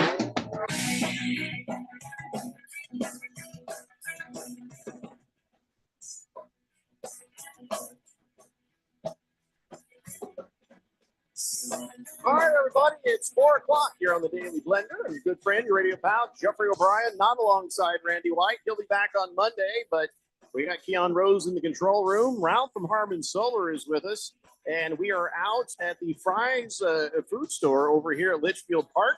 At Litchfield and Camelback, we're on the northeast corner with the Oscar Mayer Wienermobile. We're sitting right across from the number 47 car, the Race to Vaccinate car, and all sorts of booths here with all sorts of goodies. You just come through and get a bag, and Ron's not kidding. You go home with just about a week's worth of groceries. I know. Huh? That's Raven Kid. Oh, brother. No, I'm just kidding. I tease that kid. He's all right. Raven Kid just showing up because we were, as the kids say, in his hood. Do they say that? I don't know if they say that. They probably don't say that, but that's all right. Anyways, we'll be broadcasting live out here until 6 p.m. And tons of nifty giveaways, great information from the Fry's food store pharmacy. And let's see here. I've always giggled, and You know you have too. About what? You drive down the road and you see a bimbo truck. I'm used to it being from LA. There's a lot of that out there. Don't lie when you see that on a truck. You go, I not really. I do. Because I'm in 8th grade. I can't help myself. But all their stuff is good. They got it's really good. The ballpark buns and rolls. They got the Entenmann's, the Thomas, the English muffins. Those are the best, man. They have good stuff. I ain't eating any English muffins other than the Thomas ones. But anyways, so come out here and join us. Get some freebies. And I know they're doing ticket giveaways. You know, I got to ask Radio Ron how they're giving away those NASCAR tickets. But he's over there. He's over there giving Raven Kid his life story. So we're not going to interrupt. He looks really interested too, doesn't he? Yeah, look at that. He's like any teenager would. Yeah. 888-368-1580. Fighting Wampa says, hey, make sure you keep an eye on those hours for the pharmacy, Jeffrey. You need some of that fried chicken from Fry's. You may see some of their high blood pressure pills in there too. I am covered. I took an extra one today. I'm fine. But that chicken, that Fry's fried chicken's not like greasy. It's not nasty. It's just good. It's salty though. Oh, huh? Salty. It's not salt. What? It's not salt. It's taste. not salt. It's just taste. It's magical Just taste. taste? Shut up, Ralph. Just shut up. Don't ruin this for me, Ralph. Magical taste is going to drive your blood pressure through the roof. I'm Don't not caring. ruin this for me, Ralph. I'm getting some chicken. I don't All right. care what anybody says. Is your wife okay with this? Huh? Is your wife approving this? She knew she couldn't stop me. Okay. So she's okay with this. All right. So like she did try to stop me when it came to chorizo. When I fell in love with chorizo, you know who introduced me to chorizo? My wife. And then immediately after she said, you can only have it once a year. I'm like, what? She goes, it's that unhealthy. There's that much cholesterol. You can only have it once a year. So So she introduced you to something that you love, but then took it away. isn't that what wives do? Yeah, that's part of the blueprint. Yes. Probably on a grander scale than we're even talking about. Yeah, we're not. So anyway, I'm gonna get me some of that Fry's fried chicken later. I have been promised, and I been promised. Radio Ron says we'll get it in this hour. Yeah, I'm like a little kid. To get me in the car, it's like Fry's chicken, and then I just get in, and it's all I ask about. I wonder if they serve fried raven. They might have fried raven in there, right? It's like a chicken. Raven is it's like a chicken. A raven is diseased. So Is it diseased? Yeah, it's got like scurvy. I don't know. Scurvy. That's something I want to ask the people at Fry's Pharmacy. Did they get a lot of people looking for treatments for scurvy? Does that happen? Because I think Raven Kid probably. They're like, just go eat some fruit. Just leave us alone. Go eat some fruit. The ladies over there at the table for Fry's Pharmacy, they've had a leave us alone look whenever they look over at our table. Yeah. They're very friendly to everybody else, though. Why are they here? I don't know. 888-368-1580. So let's talk about the Arizona Cardinals. Jonathan Gannon is cracking me up. He's trying to be all gamesmanship. They're like, hey, who's going to be his starting quarterback this week? I won't tell. Does it matter? I mean, we won't reveal that. We got to make sure we're doing the best thing for the team, he says, yada, yada, yada. But, Clayton Tune is starting. Right. That's just going to happen. There's no way they're going to throw Kyler Murray out into that meat grinder. What is the meat grinder? Have you heard of the meat grinder? The one called the Cleveland Browns defense? Yeah, I saw them last Would you week. throw Kyler Murray, who's just got healed? Hey, Myles Garrett, got a present for you. Not with that offensive line. I wouldn't put him anywhere near that game. And I don't know what game you can with that offensive line. Not that one. That's a good point. You see what I'm saying? Definitely not that one. I mean, when you got Myles Garrett and Zadarius Smith, maybe there's no game where you'll be great. That's one where you're guaranteed to be bad. Yeah. Yeah. So Murray's not coming back this week. No I way. would be stunned if he does. But isn't Jonathan Gannon adorable? Just as like, who's the quarterback, Coach Gannon? I don't know, tell. Yeah, it's just everybody's figured it out. If you look at the Vegas line for the game, it opened up, I think, originally over a touchdown. It's like everybody knows Kyler's not playing. Yeah, if he was, I mean, so what? The Browns ain't great. It would but have that opened it defense- less than a touchdown. Yeah, just because it's the NFL. But regardless of who starts, that ain't going to go well. But I do hope for one thing. Hey, this Cardinals defense, Keon, have they been getting to the other quarterbacks? Yeah.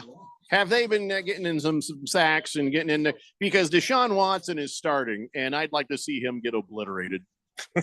Can the Cardinals defense do that? They can get to him. They can rough him up. I don't know if this is the team with enough monsters to obliterate somebody, but they'll beat him up a little. I want him more than beat up. I'd like to see him limping. You know what I'm saying? Their line's pretty good. I'd like to see Deshaun Watson on a cart, and I want this to happen during warm-up drills, if possible. Well, that's definitely not going to happen. For what he has done and gotten away with, I that is the only time in my entire life I've wished injury on a player, and I still continue to wish that for Deshaun Watson for what he did to those ladies. But they are saying he will start Sunday. It's not going to change my pick. No, mine either. Yeah, I've already picked the Browns. I mean, it doesn't matter who's playing quarterback for them. Yeah. So he'll be on the field. So here's hoping, right? 888-368-1580. Hey, Drake London has been ruled out for week 9. Who's Drake London? He's a receiver. He's a receiver for the Falcons. He's having a great year. Is he making fantasy football points? Because I ain't never heard of him. Have you ever heard of him? He's had some big fantasy football games. I don't know what to tell you. He's really good. I never pay attention to the Falcons. That might be. I mean, that might be a big part of it. Yeah. But he's having a good year, and when you're in year 2 and you're in the quarterback carousel already, they've already benched Desmond Ridder. They've already promoted Taylor Heineke. For him to still go out there and perform is huge. But that's why he's not putting up necessarily the big fantasy numbers every week. He's limited by his quarterback play. Sorry, I'm a little distracted. I'm getting cooked. Oh, I was like, the sun is peeking through, and my leg feels like it's on fire. And he's white as he is. I mean, it's like one of them vampire movies. Just step out into the sun. Yeah, not one of them sparkly vampire movies. Not like that. Like the cool ones. That's what it is. Anyway, so yeah, if it matters to you, Drake London will not play this week. 888-368-1580. Baker's Cocky Hen says Drake London's been making me money. What is you getting stock tips from him? Probably parlays. He goes over his catch prop every single week. Who has him? Do you have him? No, I don't. Bruno Baller says, hey, Jeffrey, an egg and a potato with chorizo. And it's very tasty. I know. That's what I've been told I can't eat. I can't have. I used to go to this place called Habaneros right there in Scottsdale, and my wife found out about it, and she about lost her mind. She said, "You know how much cholesterol is in it?" I said, "All of it." It's delicious, and I'm going to eat it. But she's just like, "Oh, you can't do that. That's going to kill you." And she wasn't wrong. So I miss those. Oh my God, I miss chorizo. I hate chorizo. Can't stand. My wife makes it all the time. I can't stand it. You're like the anti-everything, Ralph. I just not a chorizo guy. She makes chorizo for you? Oh yeah, and you reject it? I reject her on a lot of things, but yeah, I definitely reject her. Just I'm food, sure apparently. she is the rejector. Yeah, no, it's all me. Yeah. Here comes the text. I guarantee you. 888-368-1580. 2. Now, is my wife just saying, just like, don't you get in that chorizo on the way home? Don't you do that? McMama says, I would like to see another Myles Garrett helmet to the head play. Wow. Well, nobody is Mason Rudolph is the thing. So Mason Rudolph he seemed to be in every single fight for a stretch of 4 weeks for whatever reason, including getting hit in the head by Myles Garrett. So I don't know what he was out there saying to those guys, but they didn't like him. I think I want to grab some of our CRC broadcasting money. I'm going to talk to Radio Ron about this. And what I want to do is I want to buy commercials on every single radio station in the Valley. And what'll happen is like every 15 minutes, a quick little sound bite's going to go, and it'll say, "Hey, Myles Garrett, did you hear what Kyler Murray said about your mom?" And that's it. So no matter what happens, if Myles Garrett is driving to the game, he'll hear that, and then he'll immediately murder Kyler Murray. He'll immediately. No, wait, I'm getting this backwards in my. I think you did. Yeah. I did. Yeah. Oh, that was a great idea. I don't want to kill Kyler Murray. Oh, who on the Cardinals can we inspire to that sort of violence? Jeez. I'm just saying, I'll buy those commercials. Dennis Gardeck's nickname is the Barbarian. Hey, Gardeck, did you hear what Deshaun Watson said about your mama? Hey, air those every half hour on every single radio station, maybe some TV too, and problem solved.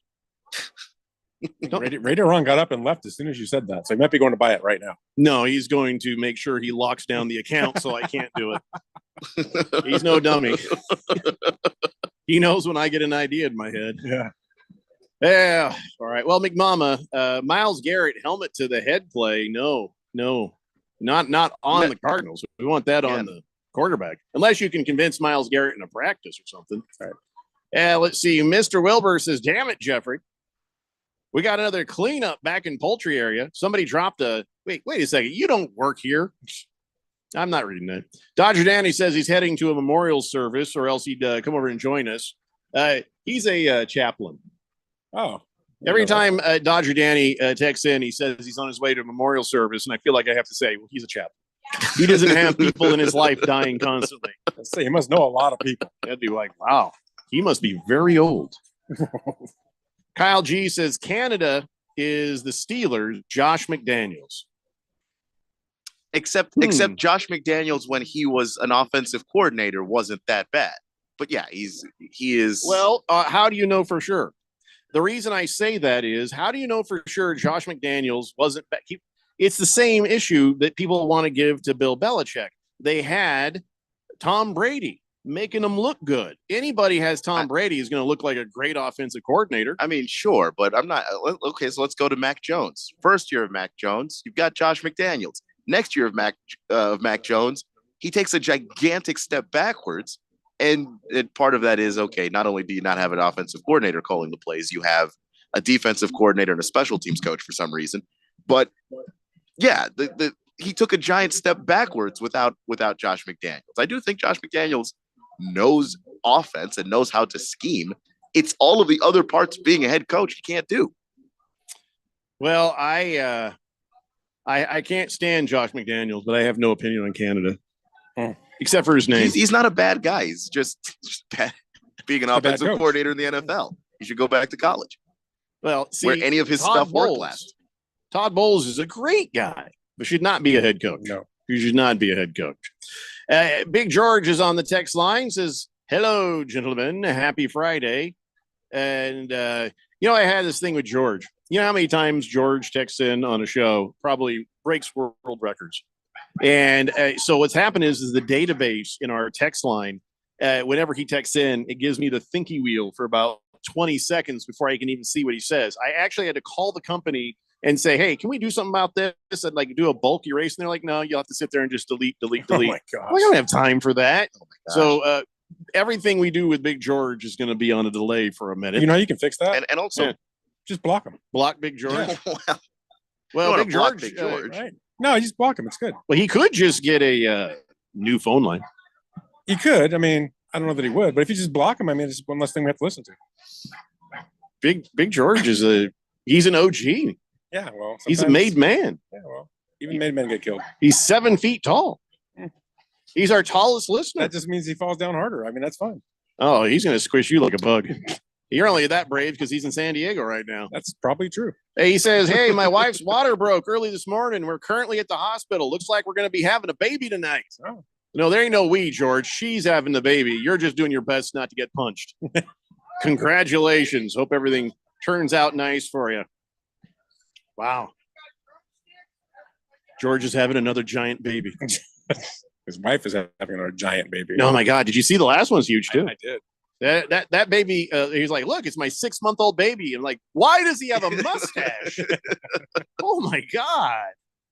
Hey, let's talk about the Raiders since somebody brought up Josh McDaniels. Now, we're starting to get little insights into how bad things were, not just on the field, but also behind the scenes. And I think Josh McDaniels, remember we talked about the coaching tree of Bill Belichick. I think he's trying to emulate old Belichick a little bit much because Hunter Renfrow said something that sounds like something you would have heard from Gronk. And he says, no more walking on eggshells. We can have fun playing again. So that just tells you. That's the worst version of fired coach, by the way, is guy that's so bad. People actually just didn't enjoy playing football while he was there. Greg Schiano was that, I think, when he was with the Buccaneers. That when he got fired, players said exactly that. Like, oh, man, we could actually play free a little bit. And Devontae Adams is he's like, oh, I ain't going to say anything bad about these guys. They went through a lot to try to get me here. Bye-bye. That's it. Okay, well, moving on. He's like, I want to be a Raider. Okay. Happy to just exist, I guess. But, yeah, so for Hunter Renfrow to say something like that, eggshells, makes you kind of wonder there. This was a staggering number. And, you know, it's just, this doesn't say a lot of great things about Mark Davis. The Raiders are now paying John Gruden and Josh McDaniels $80 million to not coach their football team. That's my dream job right there. To get paid. I would love to get paid an awful lot of money to not host this show. I think it would be amazing. And I don't care. Hey, Raven Kid, start a GoFundMe. You can have this damn show. You get me $80 million, and I'll be out of here. Be Raven talk. Hell, you get me $1 million, and I'll just get the hell out of here. I'll be fine. But that just shows you how bad at things Mark Davis is. Yeah, really bad. He is not his daddy in any way, shape, or form. I mean, they're both creepy looking. That's about where it ends. His dad wasn't great either. But it's just in terms his of dad who got things done. I think his dad was a better businessman. He was definitely a better businessman. I think he also had a better knowledge of people. You know, to be able to hire a John Madden is that you had to be able to see something, because Madden was young when he hired him. You had to be able to see something that other people didn't see at the time.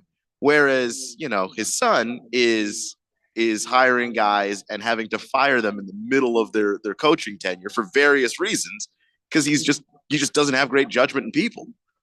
So Mark Davis needs a grown-up, I think. And it's like, you wonder who's in his ear, you know, where he finally went ahead and pulled the trigger to fire everybody. Did he just emotionally freak out, get mad, and just clean house? Did somebody tell him that what he should be doing? There is some questions I have about that. I mean, I think it was like Keon said, they were protesting in the streets about this. True. I mean, I think he had no choice. But he's never really listened to that kind of noise before. He's in a new city with a new stadium. He's got to do something to make. I mean, they've got the Golden Knights that just won a Stanley Cup.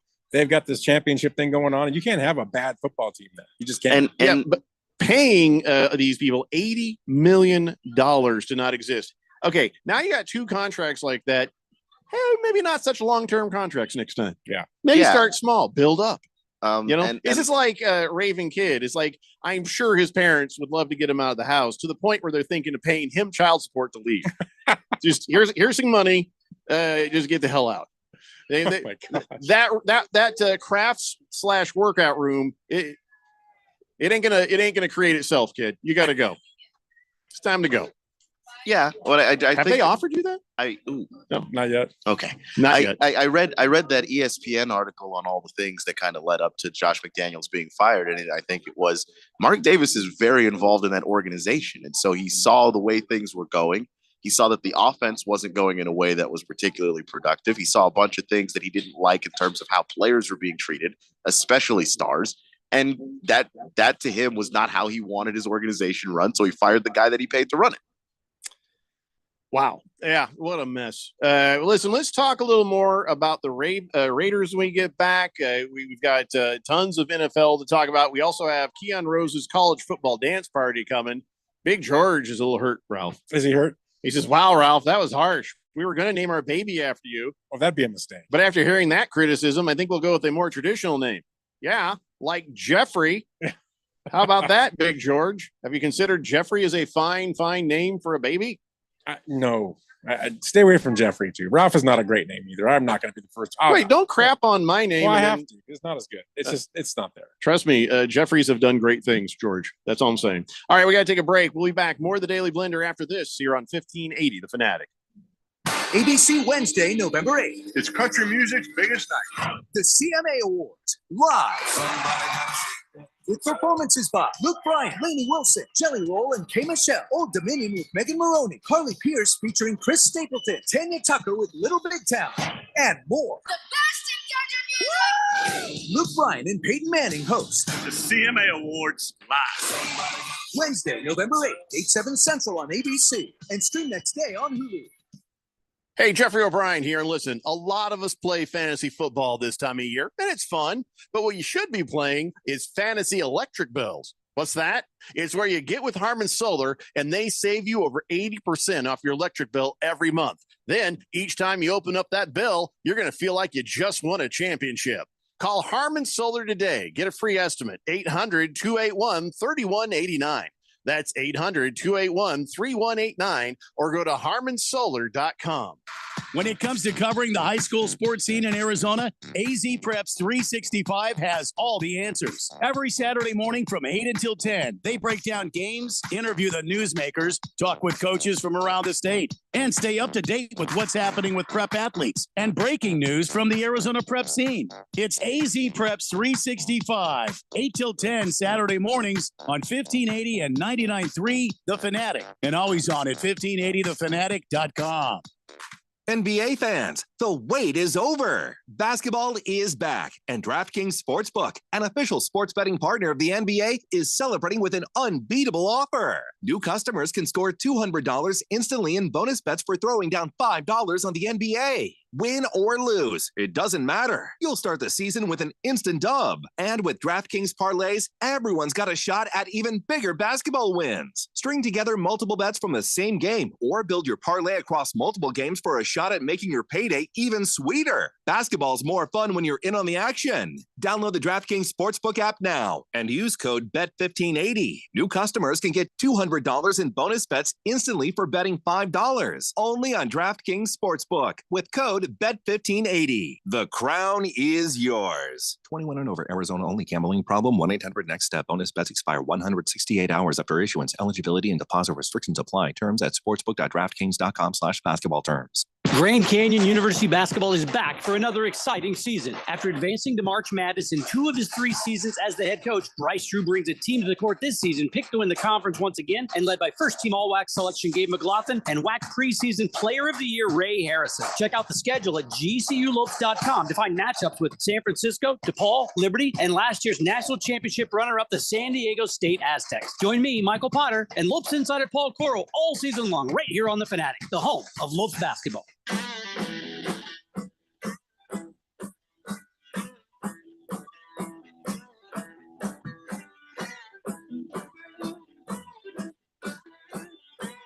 It's the Daily Blender here on 1580 The Fanatic. Broadcasting from the Fry's Food Store over in Litchfield Park right now. That's right. We're at Litchfield and Camelback, northeast corner. I guess really at the Fry's, we're over on the southeast side of the parking lot. So don't worry, you'll see the Wienermobile and you'll know where we are. And, we were hanging out here with the number 47 car, the race to vaccinate. Fry's Food Store pharmacy people are giving out information. The Oscar Mayer Wienermobile was giving out hot dogs, and there's all sorts of other stuff going. Some of the tents have broke down, and they are heading home. And I suggest that soon I'll be sitting here by myself, and cars will be pulling in and out of these spots right here. Parking around you. They're going to ask me can you go collect some cards? Yeah, I'll be right back. Yeah, I got this. Buddy, move. I got this. Anyway, so we're over here on the west side. Before we went to break, though, we were talking about Mark Davis and what the hell is going on with the Raiders. Now, you always wonder who is consulting people when they're at the top. Who are they listening to? Right. Because in the past, when he had that Gruden thing, he was slow to act on that. And this one, seeing him fire Josh McDaniels and the OC and another guy, the GM, that was a little bit of a surprise because of how slow he'd been to do things in the past. So then you think, all right, is he listening to Tom Brady? I doubt that. Is Tom Brady like, hey, listen, I played for Josh McDaniels. He doesn't know anything. And if you want me to invest in this team, ixnay on the Osh McDaniels A, or whatever they say in Pig Latin. And, So you wonder, did he have that information to give, or was he saying nice things about Josh McDaniels? And now is that going to affect whether he does purchase the chunk of, property from Mark Davis? They're in Vegas, and you know who runs Vegas? The mob? I didn't say that. I'm just saying, who runs Vegas. Well, now corporate America, really. Well, yeah, them and the mob. The mob. And they might have just pulled them aside and said, hey, man, this isn't going to work for us. You need to do something. So you think broken noses had something to do with it? I think it's possible because, like you say, he's never moved fast, ever. Now, all of a sudden, he moves? Why? Well, I think that has more to do with the fact that he was slow to move with Gruden because he liked Gruden. And what Gruden didn't completely fail him on the football field in his point of view. It's not like the team was great, but the team it didn't look as inept as this team did. And I also think that Josh McDaniels is a guy that rubs people the wrong way. So when you're also underperforming and people don't like you, it's kind of easier to let you go. So you wonder if maybe Mark Davis, never lost John Gruden's phone number. What if Gruden is the voice in Mark Davis's ear? No, I don't think so. I don't think you can do that. Can't, right? I don't think you can bring him back. I think you might want to, but it's not like Gruden had tons of success with the Raiders, did he? I didn't think. I mean, he was okay. Yeah, seems like they were just getting started. So yeah, you can't really say for that sure. last year with Gruden was the year where it looked like okay, they're actually kind of figuring it out a little bit.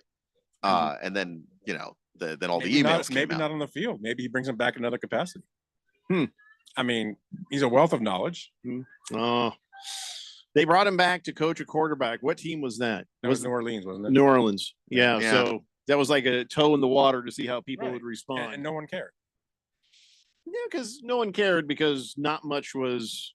It was kind of like, oh, it happened already. There was nothing to, to get weird about. I mean, if they're tight, you never know. He could come back in maybe a GM capacity. Who knows?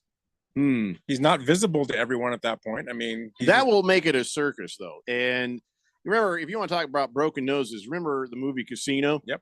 And little Joe Pesci was making too much noise. Yep. What happened to him? And he got buried in a cornfield face down. And I think that is that Gruden or would that be Mark Davis? That'd be Davis. I think it'd be Davis. Yeah. Radio Ron texted in. I guess he went in to get the fried chicken, and he says, "Oh my God, this is like a fries on steroids. Waiting in line for your fresh off the fryer chicken. This place is so big they got a nap room." He says, "I hope this chicken's worth the wait." Well, as long as they follow the standard, recipe, it should be. I mean, it's always been go-to chicken for me. Is he napping? He will occasionally sit down someplace and nap. Okay. There's never a guarantee that Ron is not napping. Dodger Danny says, Big George, congratulations to you and your wife. Danny, by the way, would be a great name for a baby. So now everybody wants to text in and get their name. By the way, George, have you figured out what the name of the new giant baby is going to be? Oh, it's going to be a giant baby. Seriously. I'm sure that since they're the second wife of Big, this is the second baby of Big George and his wife. And I'm sure that after the first one, Big George's wife wants to name this baby, "Don't ever do this to me again." How about Gulliver? Or, ouch! For short. Yeah. Yeah, that's the nickname. Ouch! Get in here. Baker's Cocky Hen says, "Can we give Davis some credit for getting the team to Vegas and out of that cesspool that is Oakland?" Well, I mean, they've got a good business setup going, and that was probably not just him. It was like a whole group full of people who made that happen on the Vegas side as well as the Raiders side. You can't just say that he did that single-handedly. But, I don't know. I don't have a ton of an opinion about Mark Davis except for he keeps picking the wrong people to A, coach his team, B, cut his hair, and C, run his team. I mean, Dave Ziegler, he fired him too.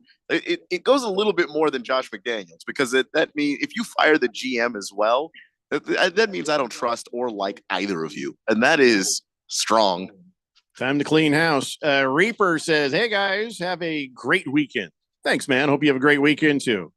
Kyle G says, give Big George access to the text line and have him delete his own text. He made the mess. Make him clean it up. There you go. Also, congratulations, George, on the new giant baby. Everybody's calling it a giant baby. Okay, it's not even an insult. It's just good. Yeah, it's just like my new baby. You mean the person large enough to drive? What? Yeah. Watch this one be a dwarf. I mean, this baby's coming out having done time. That is. Baker's cocky hen says George should have to name the baby Bruce since he jinxed the Diamondbacks. Oh, you mean like our old pal Bruce jinxed the Suns by planning a parade? 2 games into an NBA final. If I really believed that that George jinxed anything, yeah, I would agree with you on that. But he didn't. He just came to the game. Bruno Baller says, has anyone ever named their baby Ouch? I am sure they have. Good name. I'm sure they have. I mean, people have named babies some crazy stuff, and there's been some rules about what you can name your baby, kind of like some rules about what you can have on your license plate. Probably. Hey, random texter just showed up and punched his kid. Get CPS in here. Oh my gosh. He needed a punch. Yeah, we were wondering, have you guys offered him child support to leave, so you could have that room? Multiple times. Yeah, that's what we thought. He's denying it. Uh-oh, the chicken's here. There it is. The chicken is here. It's too early for a break, but heck yeah, that's good stuff. Oh, it looks like it's good too. That looks like it's good flavor. No. I can tell by looking at it. No, I'm serious. Keon would love that. Keon, you live near a Fry's. You can get your own I chicken. live near a Fry's, but I have to drive to Tempe to go to the better Fry's for the better chicken. Yeah, hold on. They have better chickens in Tempe? I'm moving the chicken from the front of the table. I don't want people thinking I this don't is a know. giveaway. Where I am located in Mesa, I don't like the I'm gonna chicken put at it that here. particular Fry's. You're going to put it right in front of me. Yeah, I'm going to put it right in front of you. Now, how come you don't eat some chicken? I'm not a big chicken guy. So if I, what do you want? Fried, like catfish? No, first of all, I've pretty much given up fried foods. No. You'll see that as you get older here the next year or two, you're starting to give up things and you'll give up more. Yeah. You have to. It's like Lent, but always. It's like permanent Lent. I have a theory that if I take 2 high blood pressure pills, it'll overcome that. It'll kind of offset it. Yes. Yeah. I can go with that theory and see what happens. Well, thanks, Radio Ron. Have you tried this Fry's fried chicken? You really should. The Fry's fried chicken is amazing. It always is. It smells good. Oh my God. It really does. I don't need Popeyes. I don't need KFC. I don't need Church's. I just need Fry's fried chicken. You need church. But That's all I'm saying. That's all I'm saying. Hey, let's see here. T-Licious says, I don't know what that means, so I'm not going to read it. T-Licious. Yeah, he says, Little George or Little Georgie would be a great name. Congratulations, Big George. It's the next one I wasn't sure about. The next text. I wonder if it's going to be a George Jr. The first baby wasn't a George Jr. The first baby was Luke.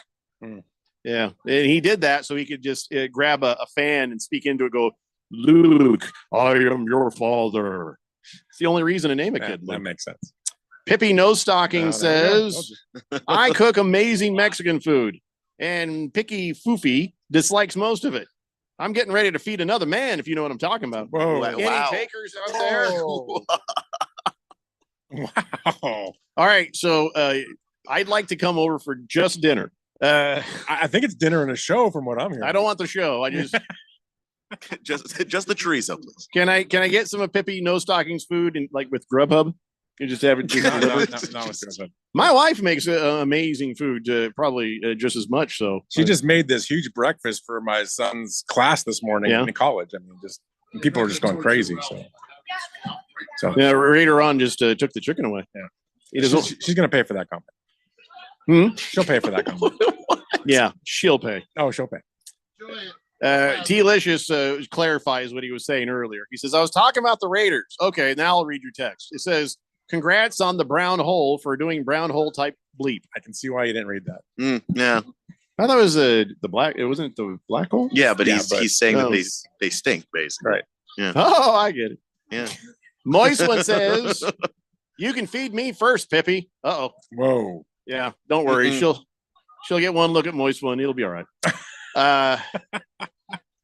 Baker's cocky hen says, okay, I'm just not gonna read that one. Yeah. So anyways, enough of this Mark Davis stuff. I'm done talking about Mark Davis. Let's talk about who gets it and who doesn't get it. You know, who gets it, who doesn't get it. I get it. All right. Christian McCaffrey gets it. Does he? Yes. Let me tell you what Christian McCaffrey gets. Christian McCaffrey gets it. So at the end of the game the other day, when the 49ers lost to the Vikings, okay? 49ers lose the Vikings, and Christian McCaffrey's kind of standing there, and he's like, anytime you lose, it's kind of a bad feeling, right? And as he's standing there, minding his own business, as he so often does, shaking hands and saying, good game, everybody. His guy comes up to him. You see him start to take his jersey off like, hey, let's switch jerseys. And Christian McCaffrey's like, how about we don't? Did he really? Yeah, he's like, listen, we just lost. I don't feel like trading my jersey with you, and we just lost. He says, I think we have a team that's hypercritical of every individual. We can't let that trickle down. You got to take good, take bad. And he says, but we lose the game. I don't want to give you my jersey. But why not? I mean, that's just this kind of a sportsmanship thing. It's the guys all do it. I'm not in the mood. I mean, I don't think he gets it. I think you're wrong. I think he does get it. I think he doesn't. The other team is not your friend.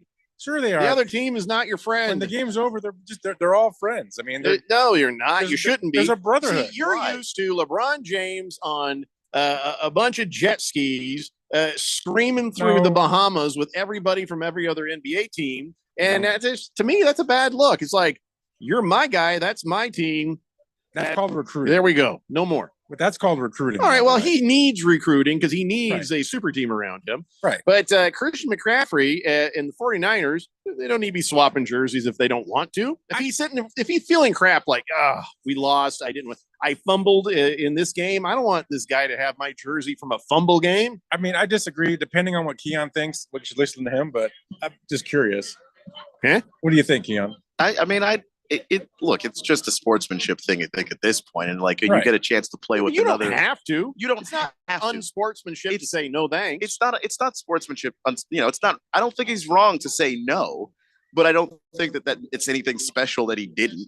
He just didn't want to. I made a bad mistake today. I believe that cost us the game if I didn't fumble the ball. So I'm still going to put that on me. And he's like, yeah. You don't want to trade jerseys when you're feeling like that. If you lose a close game and it's not your fault, and you're like, all right, let's trade jerseys. That's cool. Whatever. But in that moment, I feel like he does get it. It's competitive. It's competition, and we don't need to be everybody's friend. But that's not even about being friends. Like, sometimes the guy doesn't even really know you that well. It's just like, hey, man, I got a chance to play with an all-time great. If I could swap jerseys with you. How about some honesty? Hey, buddy, my jersey is worth more than your jersey. I don't even know who you are. I don't want your jersey. Why would that? What is that, man? It's not about that. It's just about, hey, it's about respecting the other guy, which you can do. You can do that respectfully without being his bestest friend. Baker's Cocky Hen says Ralph's college team has Cliff Kingsbury as an advisor. So, of course, Ralph encourages orange slices and swapping jerseys. Orange slices. Not even close to the same there's thing. A brotherhood there. Come on. I mean, I think that's a D move. Sore loser, says Whistling Gerbil. He's a sore at himself loser at that moment. He's not a loser. He's just like, we just lost. I feel like crap. I don't want to do the swap. But you have to admit, the way they were playing at the beginning of the year, being 5-0, now they've lost 3 in a row. There's a little bit of poutiness going on there. Oh, right? McCaffrey's not pouting. Read the shirt. I mean, it says what it is, right? Don't be a 49er fan because, poor Dick is one, and you don't want to be a dick, right? So who do we got here? But he's not a texter, but he listens. Oh, okay. Every day. His name is Brandon. Brandon, it's good to meet you, man. He's not on the text line. He's got the wrong hat on, but he's a good guy. You can tell. He's got a Niner hat on. We're talking about McCaffrey. I like the Niners more than I like you, Ralph. Hey, you guys keep doing what you're doing. We love it. Thanks, Brandon. Appreciate it. We can't really hear you over there, but thank you, man. Take it easy. Listen, we're late for a break, so let's get that going. I thought that was a motorcycle. I was about to see what's really cool. Turn around, it's just a lady pulling a trash can. Thought it was coming at us. We are wondering if we're going to get charged for double parking soon. It's the Daily Blender here on 1580, The Fanatic. Hi, folks. Robert Quigley here, America's Independent, Washington, D.C. We're on the road to the White House. Today, abortion and population control. Many voters call with this question. Yes, humanity must control population growth. Infinite systems on a finite planet is not possible. Sustainable, balanced existence in all things is the Quigley goal. Quigley supports all birth control that prevents conception. Quigley will mandate and supercharge birth control research at the National Institutes of Health and encourage the pharmaceutical industry to pick up where they stopped in 1973. Viability is the key test. The mother's health, quality of life, rape, incest, age are all relevant issues to consider. Economic pain and lifestyle choices are not relevant issues. Adoption, yes. We shall not kill innocent babies under the Quigley administration. Go to robertquigleyforpresident.com, donate what you can, and together we will make America work for everybody. Cashback is not available on gas in New Jersey and Wisconsin. Billy, your gas light's on. We need to stop and fill up. No way, Jen. Gas around here is too expensive. We can make it a little further. Billy, listen to your big sister. You don't need to drive all over searching for the lowest gas prices. Do what I do and use Upside. Upside? Do you live under a rock, Billy? Upside is the hottest cashback app out there. It's free to download, and you get real cash back for every gallon of gas you buy. I use it all the time, and I've already made around $200. You can make that kind of cash back just for buying the gas you have to buy anyway? Yes, I'm looking at the Upside app now, and there's a gas station at the next exit offering 25 cents per gallon cash back. Okay, I'm stopping to download Upside and fill up my tank. Download the free Upside app now to earn cash back every time you buy gas. Use promo code FRIEND to get an extra 25 cents per gallon on your first tank. You can cash out anytime right to your bank, to PayPal, or a gift card for Amazon and other brands. Just download the free Upside app and use promo code FRIEND for a 25 cents per gallon bonus on your first tank. That's code FRIEND for a 25 cents per gallon bonus. Brady here from the Daily Blender, and you know the big race is in town this weekend. In preparation, Fry's Food Stores will be holding a parking lot meet and greet with Daytona 500 champion and Kroger driver Ricky Stenhouse Jr. The fun starts November 3rd, beginning at 2 p.m. at 13730 West Camelback Road. Ricky will sign autographs from 2 until 3. We'll have race tickets and gift card giveaways, plus loads of vendor samples and much more. Friday, November 3rd, beginning at 2 p.m. at the Litchfield Fry's Food Store.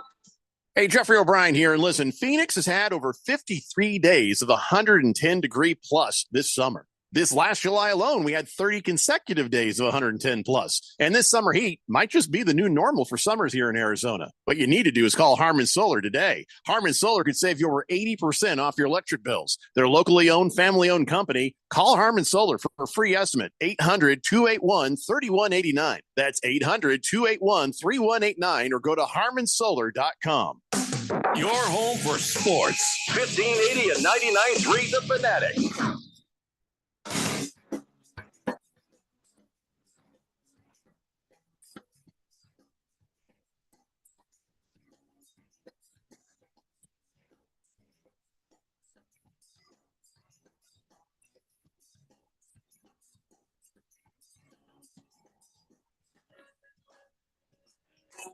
Daily Blender here on 1580 The Fanatic. Trying to scarf down some of that fried chicken. Yeah, that's a good batch right there. That's good stuff. Sorry you can't have any, Ralph. Doing it in front of Keon like that. He's watching you eat it. Poor Keon, anytime we're on remote and he has to be in the control room, he has to watch all the fun from there. That's the kind of stuff that make you nice and bitter, I think. Yeah, it's the food that really hurts. When Keon takes the that super villain turn, and this is his origin story. Sitting here, I'm like eating the chicken in front of him, and later on, poor Keon sitting there. I've got to sit here. How many times though have we been in the studio though, and Keon comes, all of a sudden we're like, oh my, what's that wonderful smell? It's Keon's lunch. He brings in these bowls of things that are heated up, and we're standing there like Tiny Tim in front of the door. Hey, sir, could I have a little of your food here? No, you can't have any of my curry chicken. Ah. Well, that's Keon. That's pretty good Keon impersonation, I think. A little bit. Yeah. I'll take it. It's one of the nicer impersonations of me. I'll roll with it. I think Moist One is watching TV and listening to the Blender at the same time. He says, "What's going on with the Pacers court? The Pacers on TV. I know they've got all these." Keon, you were trying to tell me about this. I guess these city courts or whatever it is, some special courts that the basketball teams are doing. Yeah, and you said they are just ugly as hell. Yeah, they're the in-season tournament basketball court. So every team has an alternate court that they put down for that. When does that nonsense start? It has begun. So It's already begun. Random texter, huge mistake. Just hand me his phone. Swipe. Dear God, no. He's showing me. Here it is, right here. It's the Pacers court right there. Some weird neon blue stuff. Yeah, so it's all that's kind of horrible. All the courts are designed to match the city jerseys that every team has. Their alternate jersey. Some of the alternate jerseys are already ugly just as jerseys. So making them an entire basketball court does not make this whole thing better. They're all ugly, in my opinion. There isn't a single good one. And as a Wizards fan, I have to tell you, the Wizards might have the ugliest one. Suns is ugly too. I mean, yes. Oh, shut up. Yes, they're all ugly. The Laker one's ugly. Yeah, they're all hideous. You know, I love is that as soon as Raven Kid got his phone back, he started swiping to check. What would he have seen? What would he have seen? Just in case. I wouldn't do that to you. I would never do that to you. I'm just trying to make him feel better. I remember one time I was watching Monday Night Football when John Gruden was still in the booth, and he I forget who he handed his phone to, and they were all joking about it, and that person put his phone to the camera. And then John Gruden started to panic. He's like, "Hey, just like Raven Kid did when I put his phone to the camera." That back, yeah. You know, he was panicking the other day. I don't remember what that gal that used to be on the football show had Shams Charania on. You know, and she grabbed his phone, and he got this look like, Kay Adams. She grabbed his phone, and Shams was he looked like he was about to die. Oh no! Please don't touch anything on that phone. And everybody's like, they're trying to play it off like, oh, he's nervous because he doesn't want to miss a very important update because he is an insider. No, he's scared bleepless. She's going to swipe anything on that phone, and he will be exposed for the freak he is. Dr. Roadmap says Big George announced the birth of his baby, 15 pounds. A month later, he announced the weight, 13 pounds. Well, you had him circumcised. Oh, yeah. Oh, my goodness. Wow. That's a good joke, Dr. Roadmap. Nicely done. Baker's Cocky Hen says, my opinion on the jersey thing. Yeah, before the break, we were talking about Christian McCaffrey was like, I really don't want to trade jerseys. We just lost, and I don't feel like trading you my I lost us the game jersey. Baker's Cocky Hen says, why should they swap when they could easily auction them for charity or help people who need? Maybe not another NFL player who doesn't need the money or the jersey. If he offers it, that's a different story. Well, I get what you're saying, but they do that already. Sometimes people want it for the memories. So like, hey, this is the game we played Christian McCaffrey, but you don't want to be on the other end of it. Like, this is the game where I beat Christian McCaffrey. Christian McCaffrey's like, I don't want somebody to have that in a frame someday. I don't know how that guy must have felt when he said no. Which he's thinking, come on, snowflake, life's not fair. What a douche, right? The people of this age need to hear no a little more often. You know what I'm saying? You don't always get what you want, princess. I agree with you. No is something you should probably get accustomed to. I mean, but hold on. Let's not put thoughts into that guy's head. We have no idea whether or not he was just heartbroken and weeping. He could have just taken the no and just moved on. I saw the video, and he's like, all right, all right. So let's not act like he went back in the he's a person that needed to be told. Come on.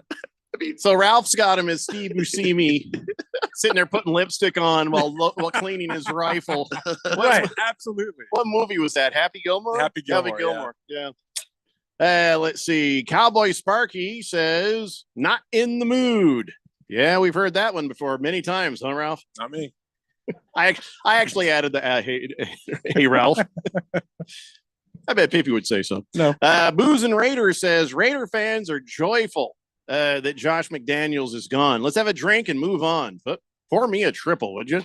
Yeah, Booze and Raider himself a nice little something to drink. Good to hear from you again, pal. Good to hear from you again. 888-368-1580. Moist One says, that's Billy Madison. Was it Billy Madison? I thought that was oh, he's right. I think wait a second. I get confused. It was Billy Madison. That's the one where he goes back to school. Can we be a little honest about something? Pretty much all the Adam Sandler movies. Yeah. You could splice them together and you wouldn't know the difference. Yeah. It'd be the same movie. It's just the next page. Nobody would nobody would notice. Right. If you just sort of edited them together, a scene here, a scene there, it's the same thing. Adam Sandler in every single movie he's in plays Adam Sandler, and that's it. Except for the basketball movie. I haven't seen that. Is that That's good? actually a very good movie. The basketball movie, not the jewelry movie with the basketball stuff. The most recent basketball movie. Actually, both.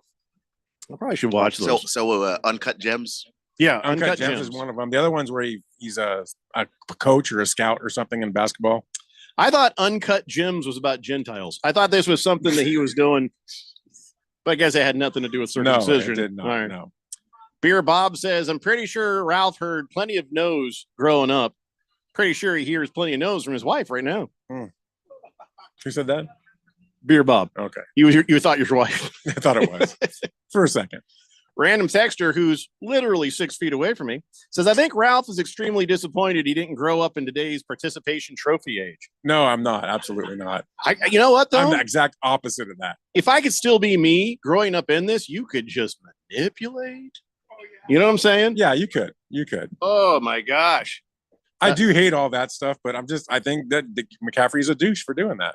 I just do. But participation trophies are about people running the whole organization, giving trophies to everybody, as opposed to, hey, you're a great player, and hopefully maybe I'm a respected player in the league too.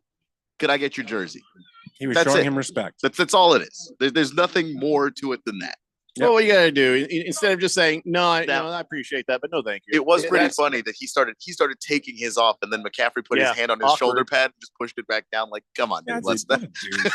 Not a douche. He's a douche. No, you're just angry. That whole team's full of douches. You're just a Seahawk fan in the division, and you're bitter. That's all it is. I'm not bitter. I have no problem. We're in first place. You're just first place. You're bitter just in life. That's all. Parts of my life, yes, that's true. There's no doubt. All right, let's talk about somebody who doesn't get it. You'll probably say he does get it. And I'm talking about Adam Butler. Adam Butler for the Raiders, actually, defensive lineman. I guess the Raiders beat the Patriots. Right. And so after the game, he went up to Belichick, tried to, and then Belichick snubbed him. Of course he snubbed you. He lost, and you're not on his team anymore. You are the enemy. He doesn't have to be your pal. He doesn't have to dap you up or whatever the damn kids say. All he has to do is be respectful or whatever. And he doesn't have to shake your hand. He doesn't have to tell you, hey, great job. He doesn't have to say anything. Why not? So he's like, I felt disrespected by Bill Belichick. He's your competitor. Why would you be such a princess? Why would you feel like everybody, a defensive lineman has to be, oh, hello, Adam Butler. So good to see you. No, Bill Belichick forgot your name the minute you were off that team because he's trying to win games badly, very badly. But Adam Butler got mad. He says, it made me very upset. Bill didn't even have the respect to say anything to me, not even congratulate me or say, you look good. You don't look good. Whatever. Kiss my ass. He didn't say anything. Well, yeah. I mean, okay. I know that's his thing for everybody. It's not just you, Adam Butler. And maybe he should have just realized that because that's Belichick. And I don't know what it is about that man led you to believe that he was actually going to pay any attention to you. But think to be fair to Adam Adam Butler, the team, you're going to get a hug. Well, it's not necessarily a hug, but I do think that Adam Butler does have something with regards to that is how everybody else does it. Even if you don't really want to talk to the person, you just kind of go through the motions and go on with your life. It's just that we all know Bill, and it's not surprising that Bill couldn't be bothered. No, huge lack of situational awareness. If you were on the team before, you know how he is. You're off the team, you know how he is. Don't act surprised. I think Adam Butler was just desperately trying to find a microphone because nobody's ever put one in front of him before. Why would they unless he had a story about Bill Belichick? Are you saying you agree with Bill Belichick in this? Yeah, he doesn't have to be his pal. Or listen, he's not asking to be his pal. You don't have to shake hands with the other team. You don't have to tell them they're great. All you got to do is be civil and respect. See, this is why I like hockey, right? After the playoff series, you lose, you get swept, whatever. They sit there and they shake hands. Every one of them. Oh yeah, you can shake hands. Sportsmanship thing. Bill Belichick will go shake the hand of the other coach because that's the only thing he's really required to do. He could have just said, "Hey man, how's it going? Good job, see ya." Yeah, and and Adam Butler's defensive tackle. He played a position that in Bill Belichick's defense, you take a lot of punishment. You take a beating. Yeah. So just to say, hey, man, how's it going? Hey, how's it going? Look good out there. The 2 seconds it would take to pretend that you gave a damn is what he was looking for. And he didn't even Why get don't that. you, hey, Adam, why don't you pull your bottom lip up over your head and swallow? Oh, my God. Just anything. I guess that's what I would lead with. I don't know. All right, guys, that is 2 hours down and 1 to go. We're getting lonely out here. Broadcasting live from the Fry's Food Store in Litchfield Park, Litchfield and Camelback, until 6 p.m. And, well, we still have the car. We still have the Oscar Mayer mobile. And we have some minute rights. So we got that. Come on out. There you go. It's the Daily Blender here on 1580, The Fanatic. Drowning in IRS debt? If you can't afford to pay your IRS debt due to economic hardship, you can now be free of IRS collection efforts by taking advantage of a special IRS tax hardship program. This program allows Americans who owe the IRS to resolve their delinquent tax debt once and for all. In some cases, maybe even reducing what you owe significantly. An open phone line has been established by Community Tax for consumers to call and see if they qualify. Simply dial 800-369-9202. If you owe back taxes to the IRS and cannot afford to pay them back or have years of unfiled tax returns, help is standing by. Just call the Community Tax Helpline today at 800-369-9202 for the help that you need. Don't take on the IRS alone. They can attack your wages, savings, pension, home, and even your Social Security check. Call 800-369-9202 to see if you qualify. That's 800-369-9202. If you are an IT professional looking for an opportunity with great benefits, the freedom to creatively solve problems in a career with great growth potential and a team environment, look no further than Affinity Technology. Serving the Valley since 1992. Affinity Technology is looking for a level 1 tech to develop and deliver excellent solutions and outstanding customer service. Visit atechaz.com/jobs and get started with your future today. That's atechaz.com/jobs. For the latest from the world of golf, tune in every Saturday morning from 6 to 8 for the Golf Shop Radio Show, presented by PlayGolfMyrtleBeach.com, the golf capital of the world. Hosts Mark Greenhelch and Matt Blanchard talk golf from tee to green and everything in between. If you like golf, you're going to love Golf Shop Radio. Before you tee up, drop on in. Welcome to the Golf Shop here on 1580 and 99.3 The Fanatic. Greg Clark Automotive Specialist, located on the southwest corner of Bethany Home and 19th Avenue, servicing Valley automobiles for 44 years. And we're offering our fall inspection on the belts, water pump, radiator, and hoses. Also, our brake service inspection, recommended every year to prevent repairs and ensure top performance. For guaranteed family touch service, contact us at 602-246-2881. Highly rated by Google. Online at GregClarkAutomotive.com. Mention the Fanatic to get 10% off. To protect his home and family from disaster, Steve used courage, wisdom, and his camera phone. That should do it. Way to go, Steve! By simply taking digital pictures of his family's important documents, Steve can always have them stored safely online, no matter when disaster strikes. Learn other simple ways to protect your home and family before a natural disaster at ready.gov. That's ready.gov. A message from FEMA and the Ad Council. KQFN Tempe. Also transmitting on K25CD Phoenix at 99.3 FM. And K240U Mountain Hills at 95.9 FM. It's time for the third hour. All right, people, settle down. Because it's time. Time for what? Showtime. When does it start? Right now. 3, 2, 1. Let's get on with the show. Let's do it.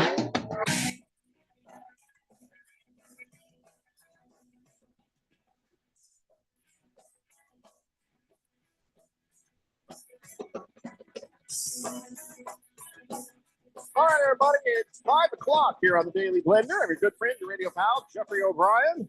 Not alongside Randy White. He'll be back on Monday. We got Keon Rose in the control room.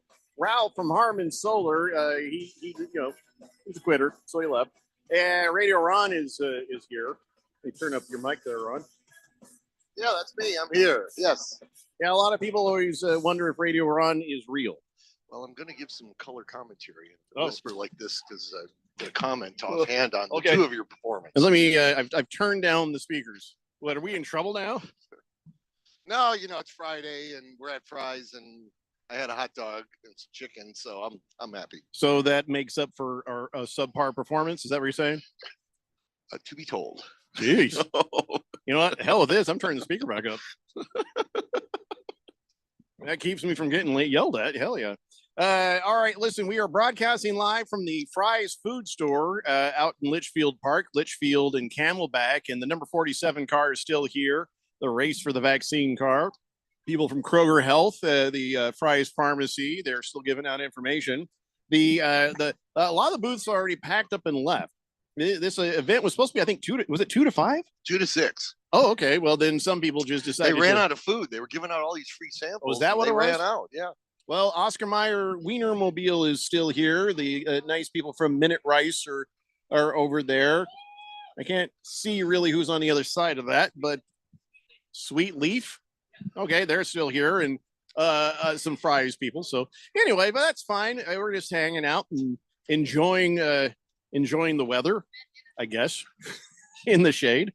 Ralph left us a little memory of himself. Yeah. He left his Slim Jim here. Yeah.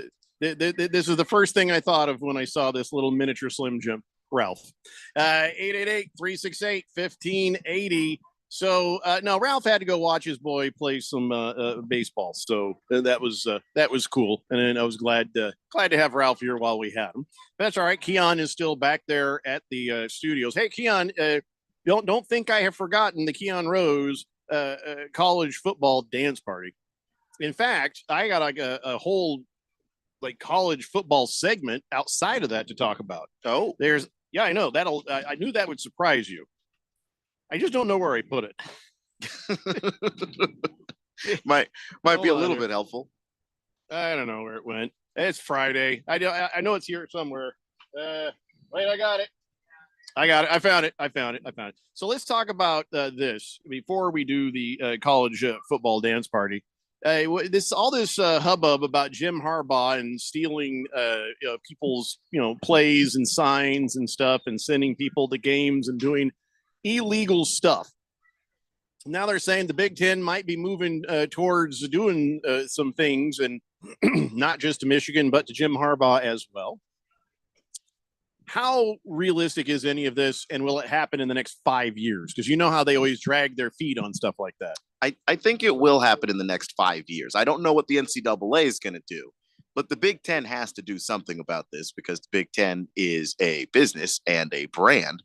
And I don't think it's good for the brand if one team is out there recording all of the signals and signs of another team, and then you have the coaching staff from that go unpunished. I think for the NCAA, I think that they need to do something about this too sooner rather than later, because we can bet on college football games because gambling is involved. And the same reason why, you don't want an NFL player in a locker room making a $5 bet. Sure, what does the $5 bet really hurt? Maybe not a whole lot, but it's an incentive that could get out of control if you don't deal with it. So I think that that's something that the NCAA should move fast on. I expect the Big Ten to actually do it, though. Now, what can happen? Because, they've got this guy dead to rights on video. They've got receipts. They've got ticket stubs. They've got everything you can imagine to bust Michigan on this. But, what will happen? What will presumably happen to Michigan and Jim Harbaugh? The first thing that's going to happen is scholarships are gone. That's the first step of your ability to recruit in the future and be good at football in the future. We're going to take that away from you. And then it depends on what the agreement between all the Big Ten schools actually are. So you have the money and revenue that all of these schools share with each other. Depending on how that's written, you might actually be able to see monetary punishment as well in terms of money that Michigan may not be allowed to get moving forward as well. So there are some options there. I think they're going to start with the scholarships.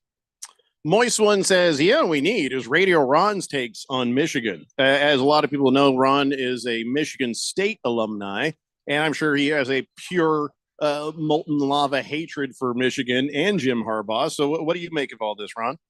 Suck it, Harbaugh.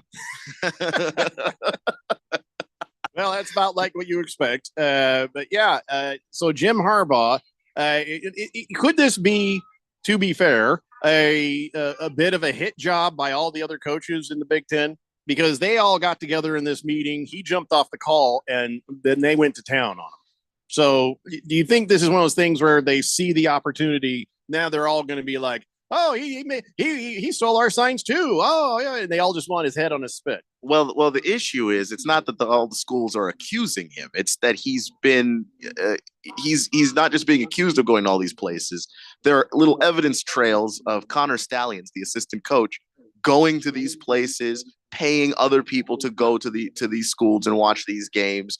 You know, the full-on video of him allegedly him on the sidelines at Central Michigan. They're not even in the Big Ten. Him on the sidelines there. This is something where there's enough evidence coming from a lot of places, and it's not just the accusations of these schools, who, by the way, don't mind that Michigan is bursting into flames. God.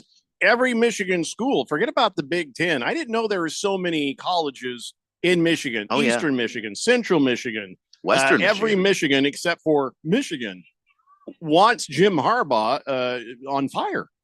Yeah, and part of that is some of them seem to have really good reason to believe that Connor Stallions or someone he paid went to that school and recorded their signs. And so, yeah, I mean, if you found that out, you'd be pretty mad about that too.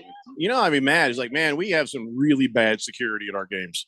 How is this guy showing up on my sideline?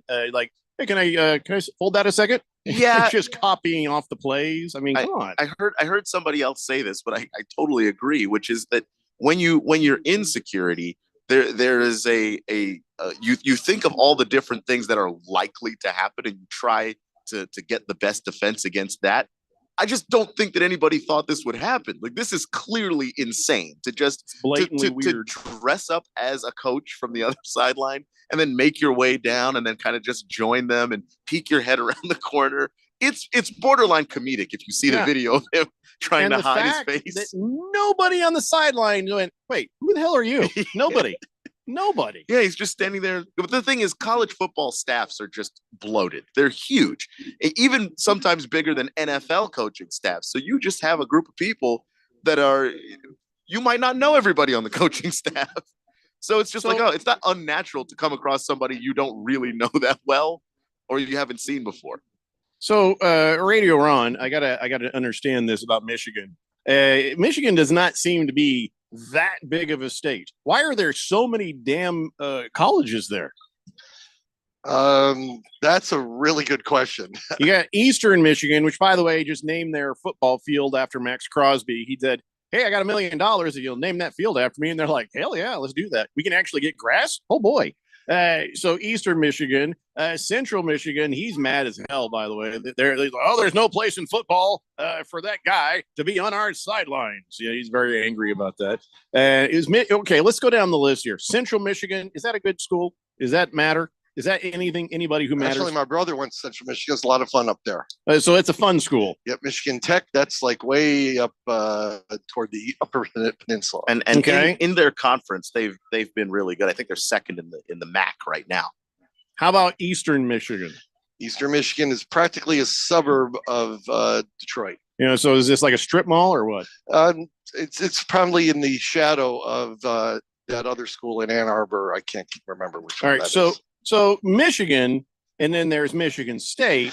Which one really is the big dog? Yeah, well, let me just say, you guys are, on your best behavior. And, given my alma mater's history of pristine conduct, particularly in recent years, I really feel like I should recuse myself from making any further comment. That's probably a good point. Can we move on from the Big Ten? Yeah, we probably should do that. I mean, in fact, knowing you're from Michigan State, it makes me nervous that you're on this Zoom call. Looking forward to Izzo and the Spartans basketball season. How's that? There you go. All right, so let's move on now from the old Jim Harbaugh thing. I think the logical next step for Jim Harbaugh is, okay, I'm going to see where this goes, but if it goes bad, hello NFL, I'm back. Somebody wants Jim Harbaugh to coach their team, right? Or maybe they don't after the 49ers thing. I don't think so. And the reason why is because he's tried to use the NFL as leverage before for, to get contract extensions and raises from the University of Michigan. And they called his bluff last season and didn't pay him. And then he stopped threatening to go to the NFL and went right back. So I saw a post for a water boy job by his brother in the NFL. For by John Harbaugh, right? Raven kid, right? You want Jim Harbaugh on staff for the Ravens? He's shaking his head no. Random texter says Dan Marley went to Central Michigan. Yes, he did. Yeah, I had no idea. So I guess they're not. Are they a good school for basketball? They were good when Marley was there. There you go. Yeah, I bet that's they were. About it. Yeah, that's a good point. Let's see here. McMama says, as an Ohio State fan, I second the suck it Harbaugh, Radio Ron. Bruno Baller says, does Radio Ron remember Dick Vitale coaching at the Detroit University? The University of Detroit, absolutely. So there's even more? Jeez. Yeah. I thought it was all Michigans. Now there's Oakland. There's a number that are around the Detroit area. Wayne State University, Oakland University, University of Detroit. Geez, the whole state, is that all they do there is go to college? Well, do they have any a lot of good basketball teams? I know they used to make cars there, but T-Licious says, well, I'll tell you what, Ralph is in for a long weekend. Washington's going to kill USC. Ravens are going to beat Seattle. Naturally, he's making a big deal about McCaffrey. Yeah, he's going to be hating on anything and everything while he can. Yeah, you got to know that's just his drill there. Let's see. Baker's Cocky Hen says, I think it's the way Ralph said McCaffrey is a douchebag, thought of as a douche for not giving away his own property because society has decided maybe that's the thing to do. Ralph is coming off as the opposite of his normal point of view there, isn't he? Yeah, he flipped from staunch Republican to liberal Democrat in the space of one Christian McCaffrey. That was enough to do it for Ralph. Which is you're crazy right. Because the guy that he told no didn't seem to care that much. He just asked. Oh, Ralph was just trying to paint a picture of old McCaffrey and accidentally painted a picture of himself as a he's now a limousine liberal. That's fine. Way to go, Ralph. Ralph the liberal. Bear Bob says, so what I'm hearing is Jim Harbaugh will jump ship to the NFL. Most likely your next Raiders head coach. Skip all the punishment that Michigan would get. Actually, no, the NFL is sort of alluding that they might suspend him if he just miraculously shows up in the NFL for the misdeeds at Michigan, which have they ever done that in the history of the NFL? Did they do that to Pete Carroll? No, they didn't do that to Pete Carroll. Pete Carroll was at the center of all of the things being given away to USC players and all the accusations there. And then Pete Carroll went to be the head coach of the Seattle Seahawks and showed up a brand new man and missed no games and had nothing taken away from him. And actually, it was kind of an upgrade because now you're a great coach of an NFL team. Well, they've set precedents by that. So Jim Harbaugh could show up, but like you were saying, not likely anybody's all that interested. 888-368-1580. Rico Suave says, what's up, fellas? Happy Friday. How you doing, Rico Suave? Good to hear from you. I want to keep talking college football, much to the surprise of one Keon Rose. Usually he's like, got to fight for it. Surprised but happy. I'll take it. Let's talk about Deion Sanders. Now, we didn't get a chance to talk about this earlier in the week, but I guess UCLA, while they were there playing, somebody broke into the locker room and stole the players' jewelry. And the first thing I'm thinking at that is, well, why did you have your jewelry with you? Why would you have expensive jewelry sitting there in your locker?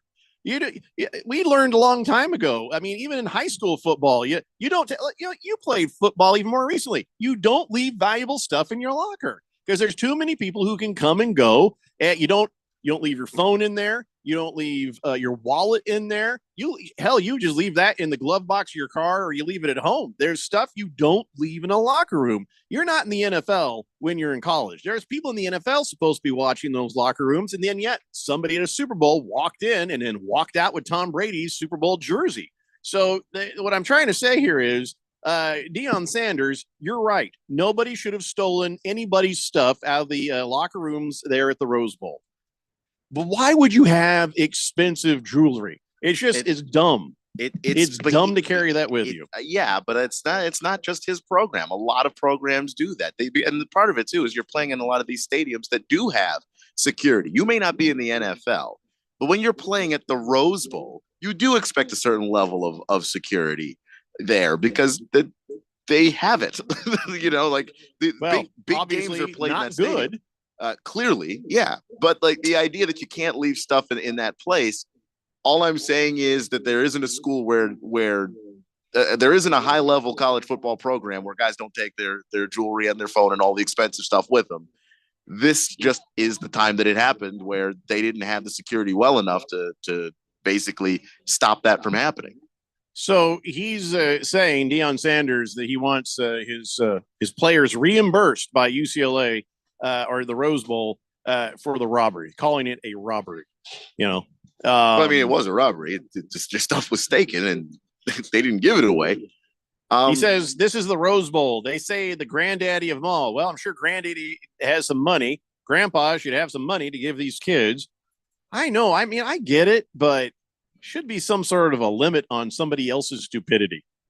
Leaving expensive stuff like that in a locker. I just don't get it. It's just not seen as stupid. It's not even a locker, though. It's part of the convention of how people do it. Like when you watch, if you watch college football and see them, show the players walking in, and some players have on, a chain and a, necklace, rings, whatever. What do you think they're college? You haven't done anything yet. You should not be walking all blinged out in college. And that's why Shedeur Sanders going with the expensive watch. I'm like, that's your daddy's money. You have not done anything yet. I know maybe he's getting NIL. I get that. But still, it rubs me the wrong way when college kids are sitting there trying to like flaunt But that's what college kids do. Like if I had the money to get that when I was 20, I'd be right there. When I was 20, if I had the money to get that, I'd have a sandwich. You know what I'm saying? I would have eaten. I would have maybe. Well, that's the thing is once you've eaten, you can afford all the other stuff. You get all the other stuff, and you know who likes that?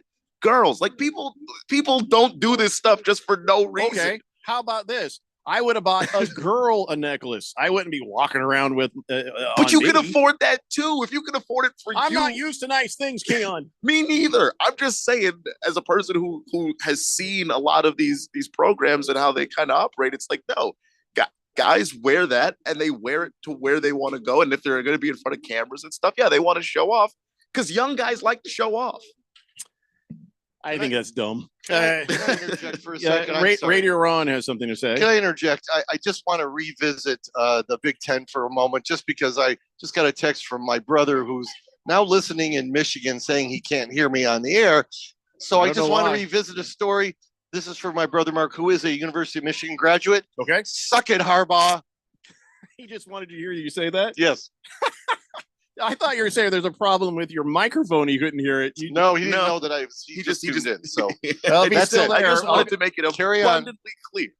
Hey, he used to be my quarterback, and I'll tell you what, suck it, Harbaugh. My nickname for him for the last 10 years was Jim Jerkface Harbaugh, because he always has like a resting jerk face. He just looked like he's about to do or say something just ass. Anyway, we got to take a break. When we come back, I got a couple more things for you in college football. Then I promise we'll get dancing. It's Keon Rose's college football dance party. It's the Daily Blender broadcasting live from the Fry's Food Store in Litchfield Park here on 1580 The Fanatic. This is Brent Musburger's Action Update on 1580 and 99.3 The Fanatic. The best way to start betting smarter is to sign up for a free VSiN subscription at vsin.com/subscribe. That's vsin.com/subscribe. The College Football Playoff Committee rankings were released earlier this week. The Michigan Wolverines and the Georgia Bulldogs are both betting favorites to win the 2023 National Championship. The Wolverines are ranked third by the committee, while Georgia, who spent most of the season number one in the AP and the coaches poll, are ranked second. Florida State, who's ranked fourth, is the third betting favorite to win it all. They are plus 550. Ohio State, who the committee has as number one, are plus 700. Outside of the top four, the Oregon Ducks, who are ranked sixth, are plus 1,400 to win the title. I'm Tony Desiri with your VSiN Action Update on 1580 and 99.3 The Fanatic. Hi, folks. Robert Quigley here, America's Independent, Washington, D.C. We're on the road to the White House. You know, George Washington warned 250 years ago, do not go down the road of party politics. It will end in tribalism and problems will not get solved. Logically, it's wrong to have parties controlling the White House. Why? The president must work for all Americans, the whole country, not a subsection or a slice of it like the parties. You know, folks, Biden is clearly too old and too sick to be the president. With Hunter, they are corrupt to the core. Traitor old man Trump is a brainless salesman that thinks obstructionism is good for America.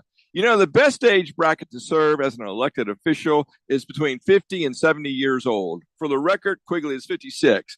Quigley works for all Americans. Go to robertquigleyforpresident.com, donate what you can. Go to robertquigleyforpresident.com, donate what you can. Together, we will make America work for everybody. Oh, I love this restaurant. Glad we got a table quickly. What does that sign say? Caution, wet floor? No, right next to it. If you are 60 or older, you may be at increased risk of serious consequences from RSV, respiratory syncytial virus, compared to adults younger than 60. I didn't know that. Not all dangers come with warning labels. Talk to your pharmacist or doctor about getting vaccinated against RSV today. RSV vaccines, including Pfizer's, are available. Learn more at bewareofrsv.com. Brought to you by Pfizer. ABC Wednesday, November 8th. It's country music's biggest night. The CMA Awards, live. With performances by Luke Bryan, Lainey Wilson, Jelly Roll, and K. Michelle. Old Dominion with Megan Maroney, Carly Pierce featuring Chris Stapleton, Tanya Tucker with Little Big Town, and more. The best in country music! Luke Bryan and Peyton Manning host The CMA Awards live. Wednesday, November 8th, 8/7 Central on ABC, and stream next day on Hulu. If you are an IT professional looking for an opportunity with great benefits, the freedom to creatively solve problems in a career with great growth potential and a team environment, look no further than Affinity Technology. Serving the Valley since 1992, Affinity Technology is looking for a level 1 tech to develop and deliver excellent solutions and outstanding customer service. Visit atechaz.com/jobs and get started with your future today. That's atechaz.com/jobs. Are you ready for the NFL season? Are you ready to win $1,580 in cold hard cash? Sign up today for the Harman Solar 1580 The Fanatic NFL Fan Pick'em Contest. Get over to 1580thefanatic.com and sign up today. Someone needs to win this $1,580 first prize. Why not you? Finish in second place. Cha-ching! You win $500. The Harman Solar 1580 The Fanatic NFL Fan Pick'em Contest. Sign up today at 1580thefanatic.com.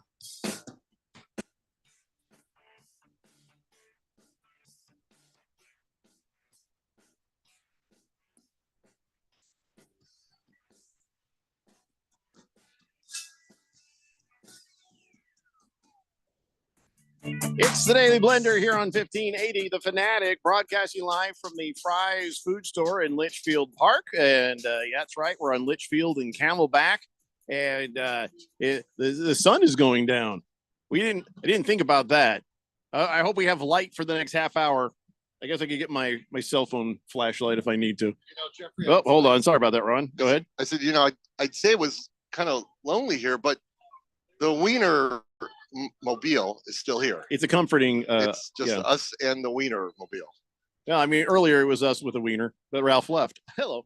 888-368-1580. Let's go to the text line here, and we're about ready to do Keon Rose's college football dance party.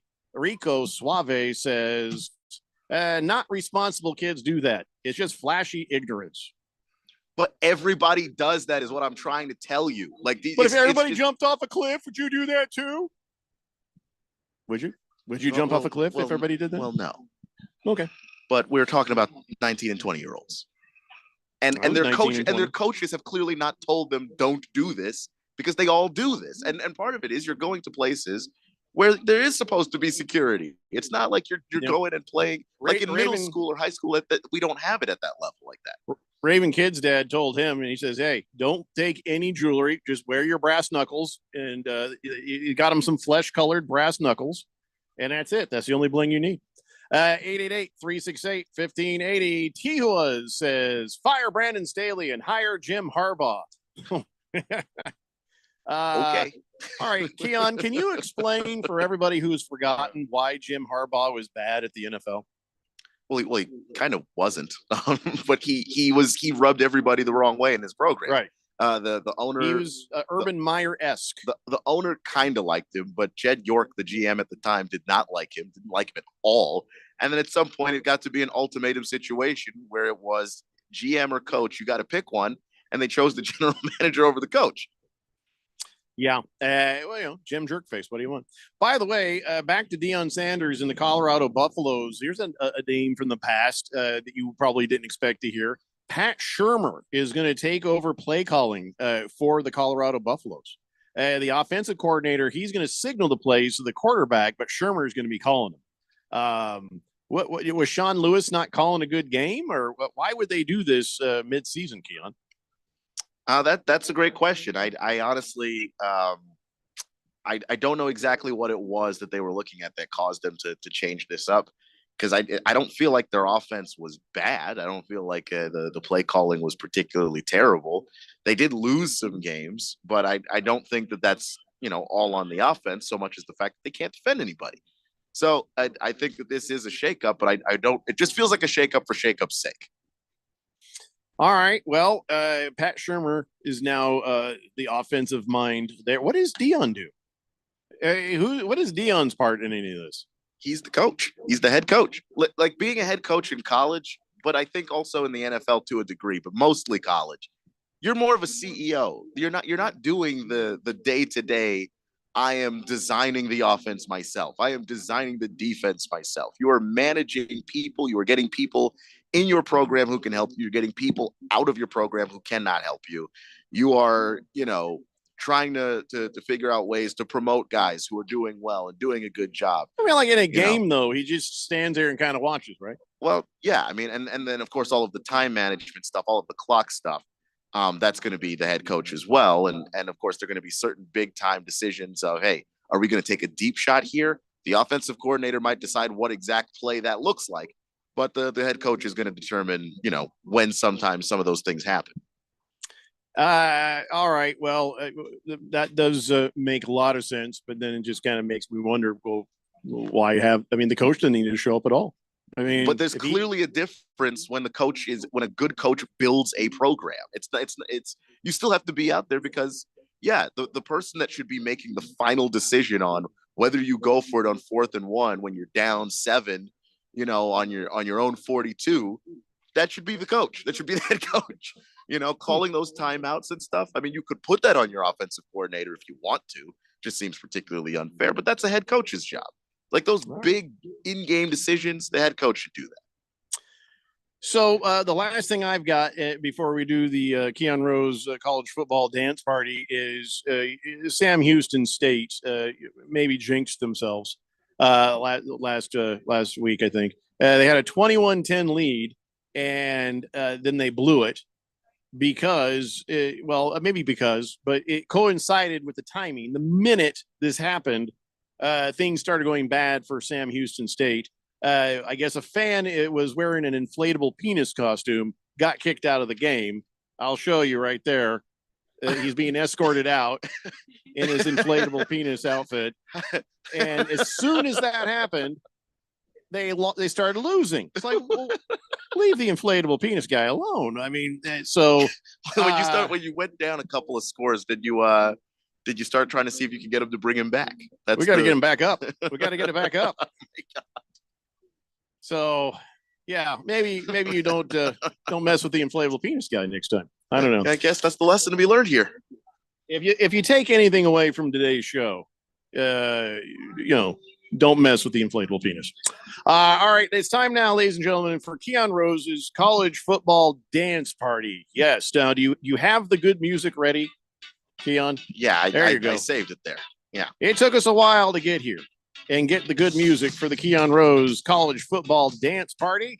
Let's start with number 23, Kansas State. They are at Texas. That is your alma mater. That is your favorite school. That is your jam. Texas should easily handle Kansas State, right? Well, now hold on. Well, first off, I think it's a lock. Not quite an alma mater. Why would you do that to me? That's incredibly hurtful if you would do that to me. Well, it's better than horns down, no, isn't it? because I don't feel great about this game. Kansas State is playing incredibly good football right now, and Texas is in a position with a backup quarterback where they can't afford to have another conference loss. They lose another game in conference, they can kiss the Big 12 title game goodbye. And I would like to see them have a rematch with Oklahoma in said Big 12 title game. So, I do think that this is a scary game for Texas. I'm not going to say it's a trap game because when a team is ranked 23, it's not like they're a bad football team at all. In a Big 12 where they're having a good season, a lot of those programs ranked in the top 25 throughout the season. But I do think that, Texas having that advantage of playing at home, it's a good spot for them. I do think that that's an edge. I do think they play their best football when they are at home. Malik Murphy does look good, and Texas can play, ball control. They can run the football and really keep Kansas State and that offense off the field, which is going to be the key to winning this game. All right, moving on. Number 2, Georgia is at number 12, Missouri. Is it going to be a ranking game, or does Missouri have a chance? Missouri does have a chance. I do think that this is a game that was circled on the calendars of the Missouri Tigers because a year ago they nearly won that game. And in fact, if you look at the way they kind of melted down at the end, if they hadn't done that, they would have won that game. And then maybe history is different last year because we have Georgia going back to the national title game undefeated. But they do manage to escape last year 26-22. And this Missouri team is better than that Missouri team last year. However, I do think that we have a Georgia team that's probably had this circled on their calendar as well. They're going to be paying a whole lot more attention to what Missouri is going to do. To their quarterback in particular has been playing really well. And I think that they are not going to allow themselves to fall behind in the game this year like they did a year ago. I thought Carson Beck showed a lot of things last week. He played without his tight end, his star tight end, Brock Bowers, and it kind of didn't matter. Carson Beck is starting to figure it out, and I hoped he would be able to this season, and he is putting it together. So I'm going to take the Georgia Bulldogs at home. All right. Now it's time for some Oklahoma on Oklahoma crime. This is where I think you should do in Oklahoma plays Oklahoma State. I think the losers should have to cut off their mullets. I think that's probably the best punishment. But it's number 9 Oklahoma at number 22 Oklahoma State. It's the same thing as ASU versus U of A. It's a big rivalry, right? Yeah, it's a big rivalry. The big in-state rivalry for both these schools. And we've seen what Oklahoma has been able to do this season, and we've seen what Oklahoma's defense has been able to do this season. It's been basically incredible, and they could have cruised their way to a Big 12 title, except last week against Kansas, they tripped and fell. But that's a good Kansas team. Like, that was a trap game, and I do think that they just got caught by that. So this has to be a bounce back week for them. They're in the same position that Texas is in right now, where can't afford to have another conference loss. And I don't think that they will. I do think that Brent Venables is going to have this team ready to go. And, Oklahoma State's going to play a really good game. I think I'm looking forward to this game more than a whole lot of others this Saturday. But I really enjoy watching Oklahoma play defense, and I think they're really going to bring it. All right. I hope we can look forward to another upset alert for USC.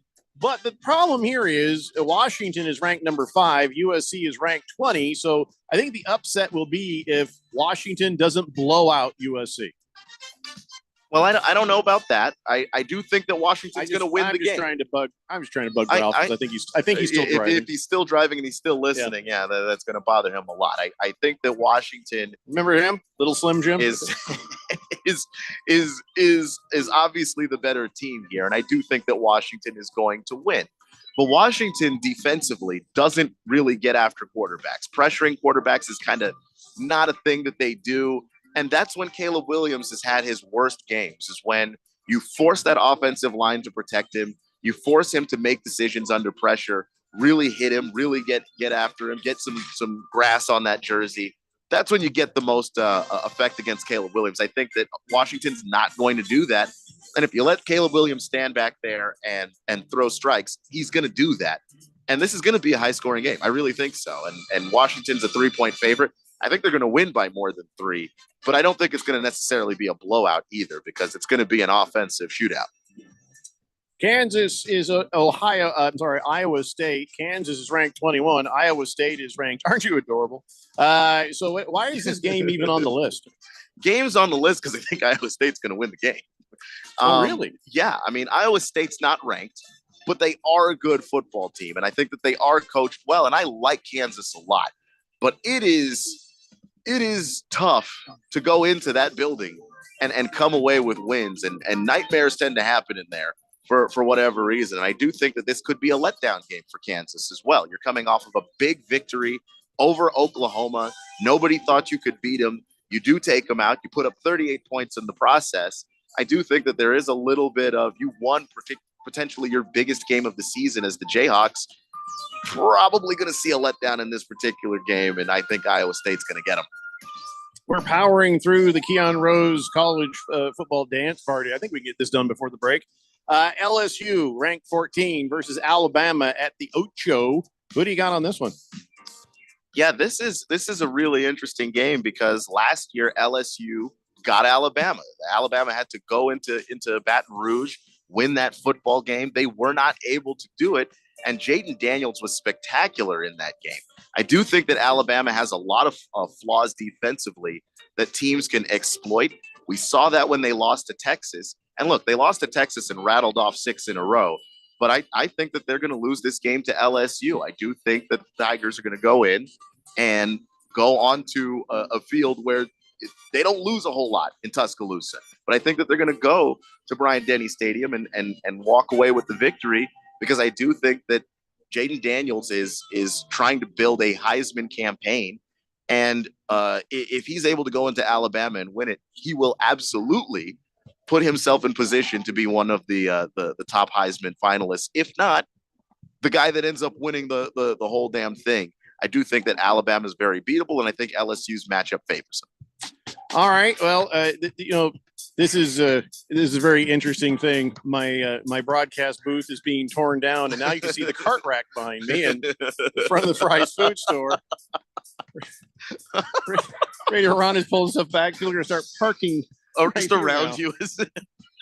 By the way, before I run out of time, hey, random texter, and you guys want some Slim Jims? Some some Ralph commemorative Slim Jims. One for both of you.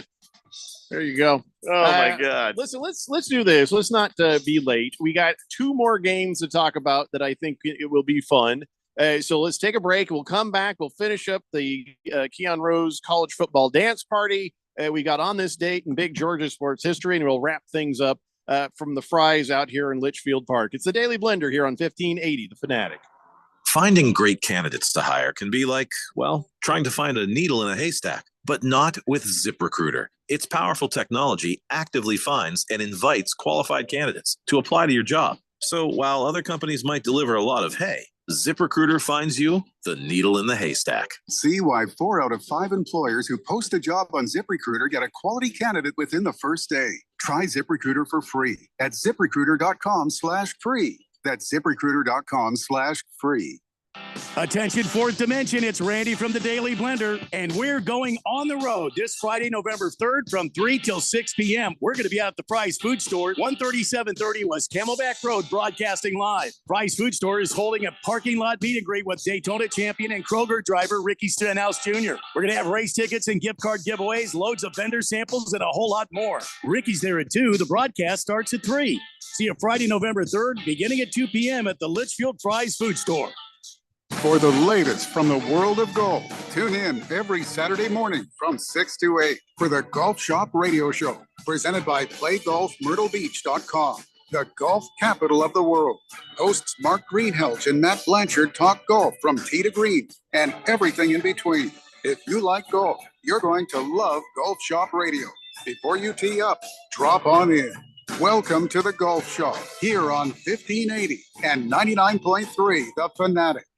NBA fans, the wait is over. Basketball is back, and DraftKings Sportsbook, an official sports betting partner of the NBA, is celebrating with an unbeatable offer. New customers can score $200 instantly in bonus bets for throwing down $5 on the NBA. Win or lose, it doesn't matter. You'll start the season with an instant dub. And with DraftKings parlays, everyone's got a shot at even bigger basketball wins. String together multiple bets from the same game or build your parlay across multiple games for a shot at making your payday even sweeter. Basketball's more fun when you're in on the action. Download the DraftKings Sportsbook app now and use code BET1580. New customers can get $200 in bonus bets instantly for betting $5 only on DraftKings Sportsbook with code BET1580. The crown is yours. 21 and over. Arizona only. Gambling problem? 1-800-NEXT-STEP. Bonus bets expire 168 hours after issuance. Eligibility and deposit restrictions apply. Terms at sportsbook.draftkings.com/basketball terms. Greg Clark Automotive Specialist, located on the southwest corner of Bethany Home and 19th Avenue, servicing Valley automobiles for 44 years. And we're offering our fall inspection on the belts, water pump, radiator, and hoses. Also, our brake service inspection, recommended every year to prevent repairs and ensure top performance. For guaranteed family touch service, contact us at 602-246-2881. Highly rated by Google. Online at gregclarkautomotive.com. Mention the Fanatic to get 10% off. 1580 and 99.3 The Fanatic. Arizona's new home for sports.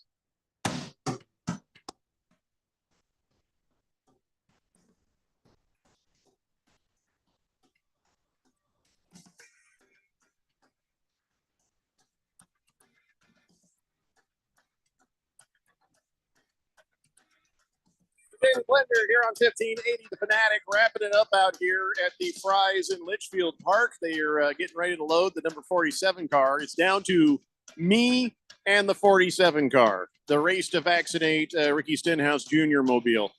And yeah, you can see the shoppers just doing their thing back there. I don't know that I've ever broadcast from the middle of a parking lot in my entire career, just in the middle of a parking lot. It seemed like it was a pretty good thing going here. Then everybody left. Now I'm just a guy in the middle of a parking lot. You know, it reminds me of the old John Cleese sitting at a desk in the middle of somewhere. And now for something completely different. Yeah, I thought you were going to take that down in the back just so I'd just be like, well, I'm here in the parking lot. I want to get back to the dance party. Let's finish this thing up before we run out of time. The Keon Rose College Football Dance Party, because I just want to hear how bad UCLA is going to beat Arizona. Please tell me that is going to happen. Yeah, I don't know. Why aren't you telling me that's going to happen? It's going to happen, but I don't know. Thank you. I don't know if it's going to be a beatdown. But I do think that UCLA is going to win the game. No pity for the kitty, Keon. And yeah, this isn't necessarily about pity or anything like that. It's just that Arizona has done what ASU has been able to do this year, which is that anybody that they haven't managed to beat, they make everybody work. There are no gifts handed out by just because you went to Tucson that you're going to come away with a W. I mean, even Washington, who was ranked number 5, who is and currently in the driver's seat to win the Pac-12. They went down, played Arizona, and struggled. So this is going to be a good game. I do plan on watching it, but I'm going to take the Bruins to win the game because I think that they are a deeper school at this particular juncture in time. As Radio Ron removes the last bit of you not just being a guy sitting in a Fry's parking lot. This is great. I don't know who Dean is, but I can't give you the text or nickname you asked for. But he does say that Kansas coach has smelly farts and that Saban likes to wear women's panties. So there you go. There you go, Dean. 888-368-1580. Okay. Yeah, I can't read the rest. Is that your nephew? Tell him we can't call him what he wants to be called. Mr. Pink Eye says, who wins from NAU versus Montana State, Keon? Say it again. Who wins from NAU versus Montana State? He's being a wise ass. Okay. Nobody cares. Yeah, look, I mean, good luck to NAU. They're an Arizona team, but I haven't watched a second of Montana State football. I can't tell you anything, man. All right, so UCLA will beat Arizona. Why are we talking about this? Just so I could say UCLA will beat Arizona. Mm-hmm. No, I'm happy with that. I'm good with that. All right, how about ASU at number 18, Utah? Should I have hope, or should I just sort of just do something else that day? I think maybe we should all do something else. Something else it's just that Utah's really, really, really good. But Utah, I think, showed some vulnerability a week ago in terms of being able to score the football, albeit it was against Oregon. But they only scored 6 points, which, even though Utah has been without Cameron Rising, their quarterback, basically this entire season. Well, not basically. This entire season they've been without him. But they've been able to put up points in all of the other games that they've played, except for the 2 games where they were beaten by Oregon and beaten by Oregon State, where they weren't able to get over 7 and 6 points respectively. And so I do give ASU a chance in this game because their defense has been good, and because ASU, when their defense has been good, their offense has been all right. It's been okay. I don't think everybody is in here that Kenny Dillingham wants in here. I think you have to give them the credit of they've been in close ball games, and I do think that it's possible to play a really close ball game against Utah and see what happens. Big Risk is on the text line. He's asking for a good lock for the NFL. I think this is probably, hearing that ASU is going to lose, good place to stop this dance party. You kind of brought the whole thing down, Keon. Well, we always end with ASU. It's not that I'm trying to, Yeah, I know. Maybe we should start with it because it's a little bit of a downer. Good. Well, Big Risk says, I need a good lock for the NFL. Will Levis failing to get 1 touchdown pass cost me $188 yesterday. I had him in 3 parlays. One was a 7-legger. I'm thinking the Saints to cover easily. Sorry, I'm a Bears fan too. I think the bigger lock, and I hate to do this, but since Randy is probably on a plane or passed out drunk somewhere, I think it's a lock to say that Cleveland is going to beat the Cardinals. That defense is the reason, and you got Clayton Tune showing up with the first time he's ever played or at least started. And it's a recipe for a lock, if you ask me. I agree. I can't say this enough, but Joshua Dobbs and his ability to pick up yards on the ground as a runner was really huge to keeping some Cardinals drives alive. That's not how Clayton Tune plays football. He's more of a pocket guy. He's less of a runner. And this offensive line, going up against Darius Smith, going up against Myles Garrett, and having to throw into a defense that involves Denzel Ward, good luck. It's going to get ugly. Swave Dave says, your remote could have been on my way home, but alas, life happens. Maybe next time. Pour me a tall one, please, and have a great weekend. How is the chicken?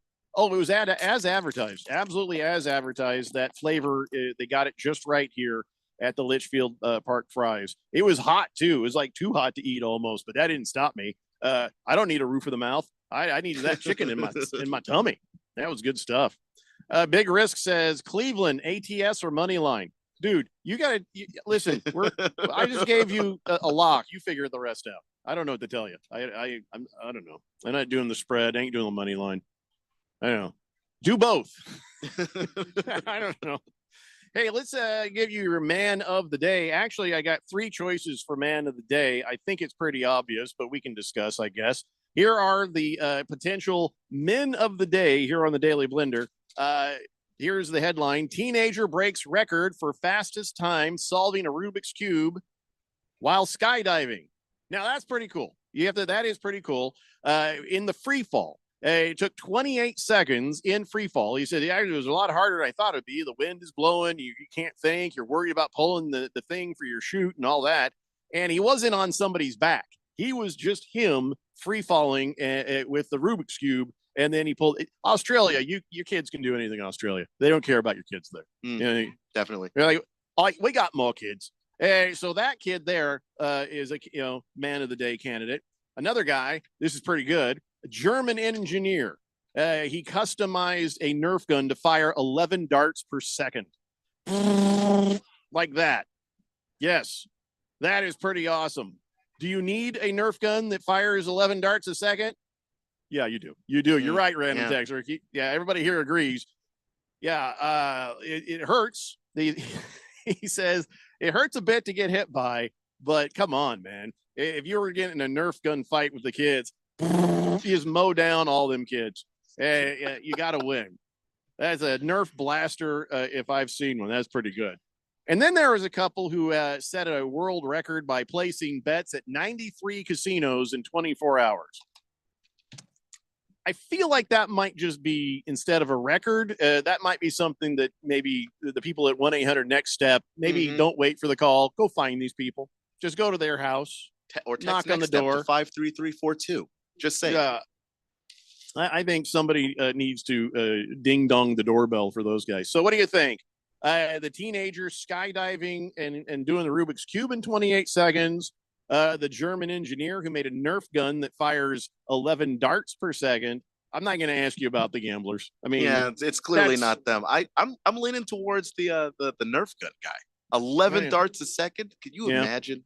Yeah, a random texter and the Raven Kid clearly agree. I feel like random texter even today would use that on Raven Kid. Like Raven Kid comes home late after a date. Yeah, I'm sorry. That's okay. After hanging out with his friends. Wow. And it's lit up. Is that who just texted me? Yeah, that's my nephew. Radio Ron is showing me a picture of his nephew Dean. You should ask Dean what he wanted his texter nickname to be, and then you'll understand why I couldn't let him have it. Anyway, so yeah, we all agree it's the 11 rounds per second Nerf gun. Very cool, very cool. I guess I would do on this date in Big George's sports history, but I'd say on this date in Big George's sports history, his wife had a giant baby. That's going to be the thing that is really important. You know, a giant baby. Do you hear that? I did. Yeah. Congratulations, Big George. You were there from the start, and this is going to be Big George. Yeah.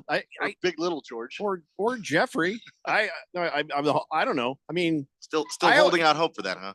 A little bit. Wouldn't you? Wouldn't you like to have a kid named after you? I mean, that you didn't have to pay for? I mean, I don't have to pay for this. I'm just saying, it doesn't seem like that's because Big George tells you exactly what he's thinking. He's very, honest guy. He doesn't really hide a whole lot. If Big George wanted to call the middle linebacker that his wife is about to have Jeffrey, I think he would have told you. Nah, you're probably right. But I'll tell you what, I could buy the naming rights. If they can do that for stadium, Max Crosby can do that for a field in Michigan. Why can't I just buy the naming rights to Big George's kid? Jeffrey, and then brought to you by, I don't know. Brought to you by Jeffrey is actually the kid's name. I feel like that would be a good idea. Whatever. Bruno Baller says, hey, my vote is for the parachute Rubik's Cube kid right there. Well, it's a shame we're not voting because I really didn't care what anyone thought. I was going to go for the guy with the Nerf gun. That's just too awesome. I think you guys have figured this out yet. This is not a democracy. I generally just decide which one I like best anyway. It's just funny because you turn it over to us like we have a choice. And you almost feel it for a second. Like, yeah, you know what? My thoughts and opinions do count and matter. They don't. They really don't. They don't. And listen, that is the whole thought between free will and predestination. In fact, there's this show on Netflix that I've been watching called Bodies. It is really good, and it has a lot to do with that. Whether or not you have free will or everything is just destined. And it was fun. But let's be honest. A guy who takes a Nerf gun for a child and then creates a machine gun that is terrifying is going to win every time. Every time. Beer Bob agrees. Definitely the Nerf gun guy. Not all superheroes wear capes. Well, that might be a bit too far on that. Moist One says, man, I can't wait for the NASCAR race this weekend. Well, I'll tell you what, we've got it here on 1580 The Fanatic. Oh, wait.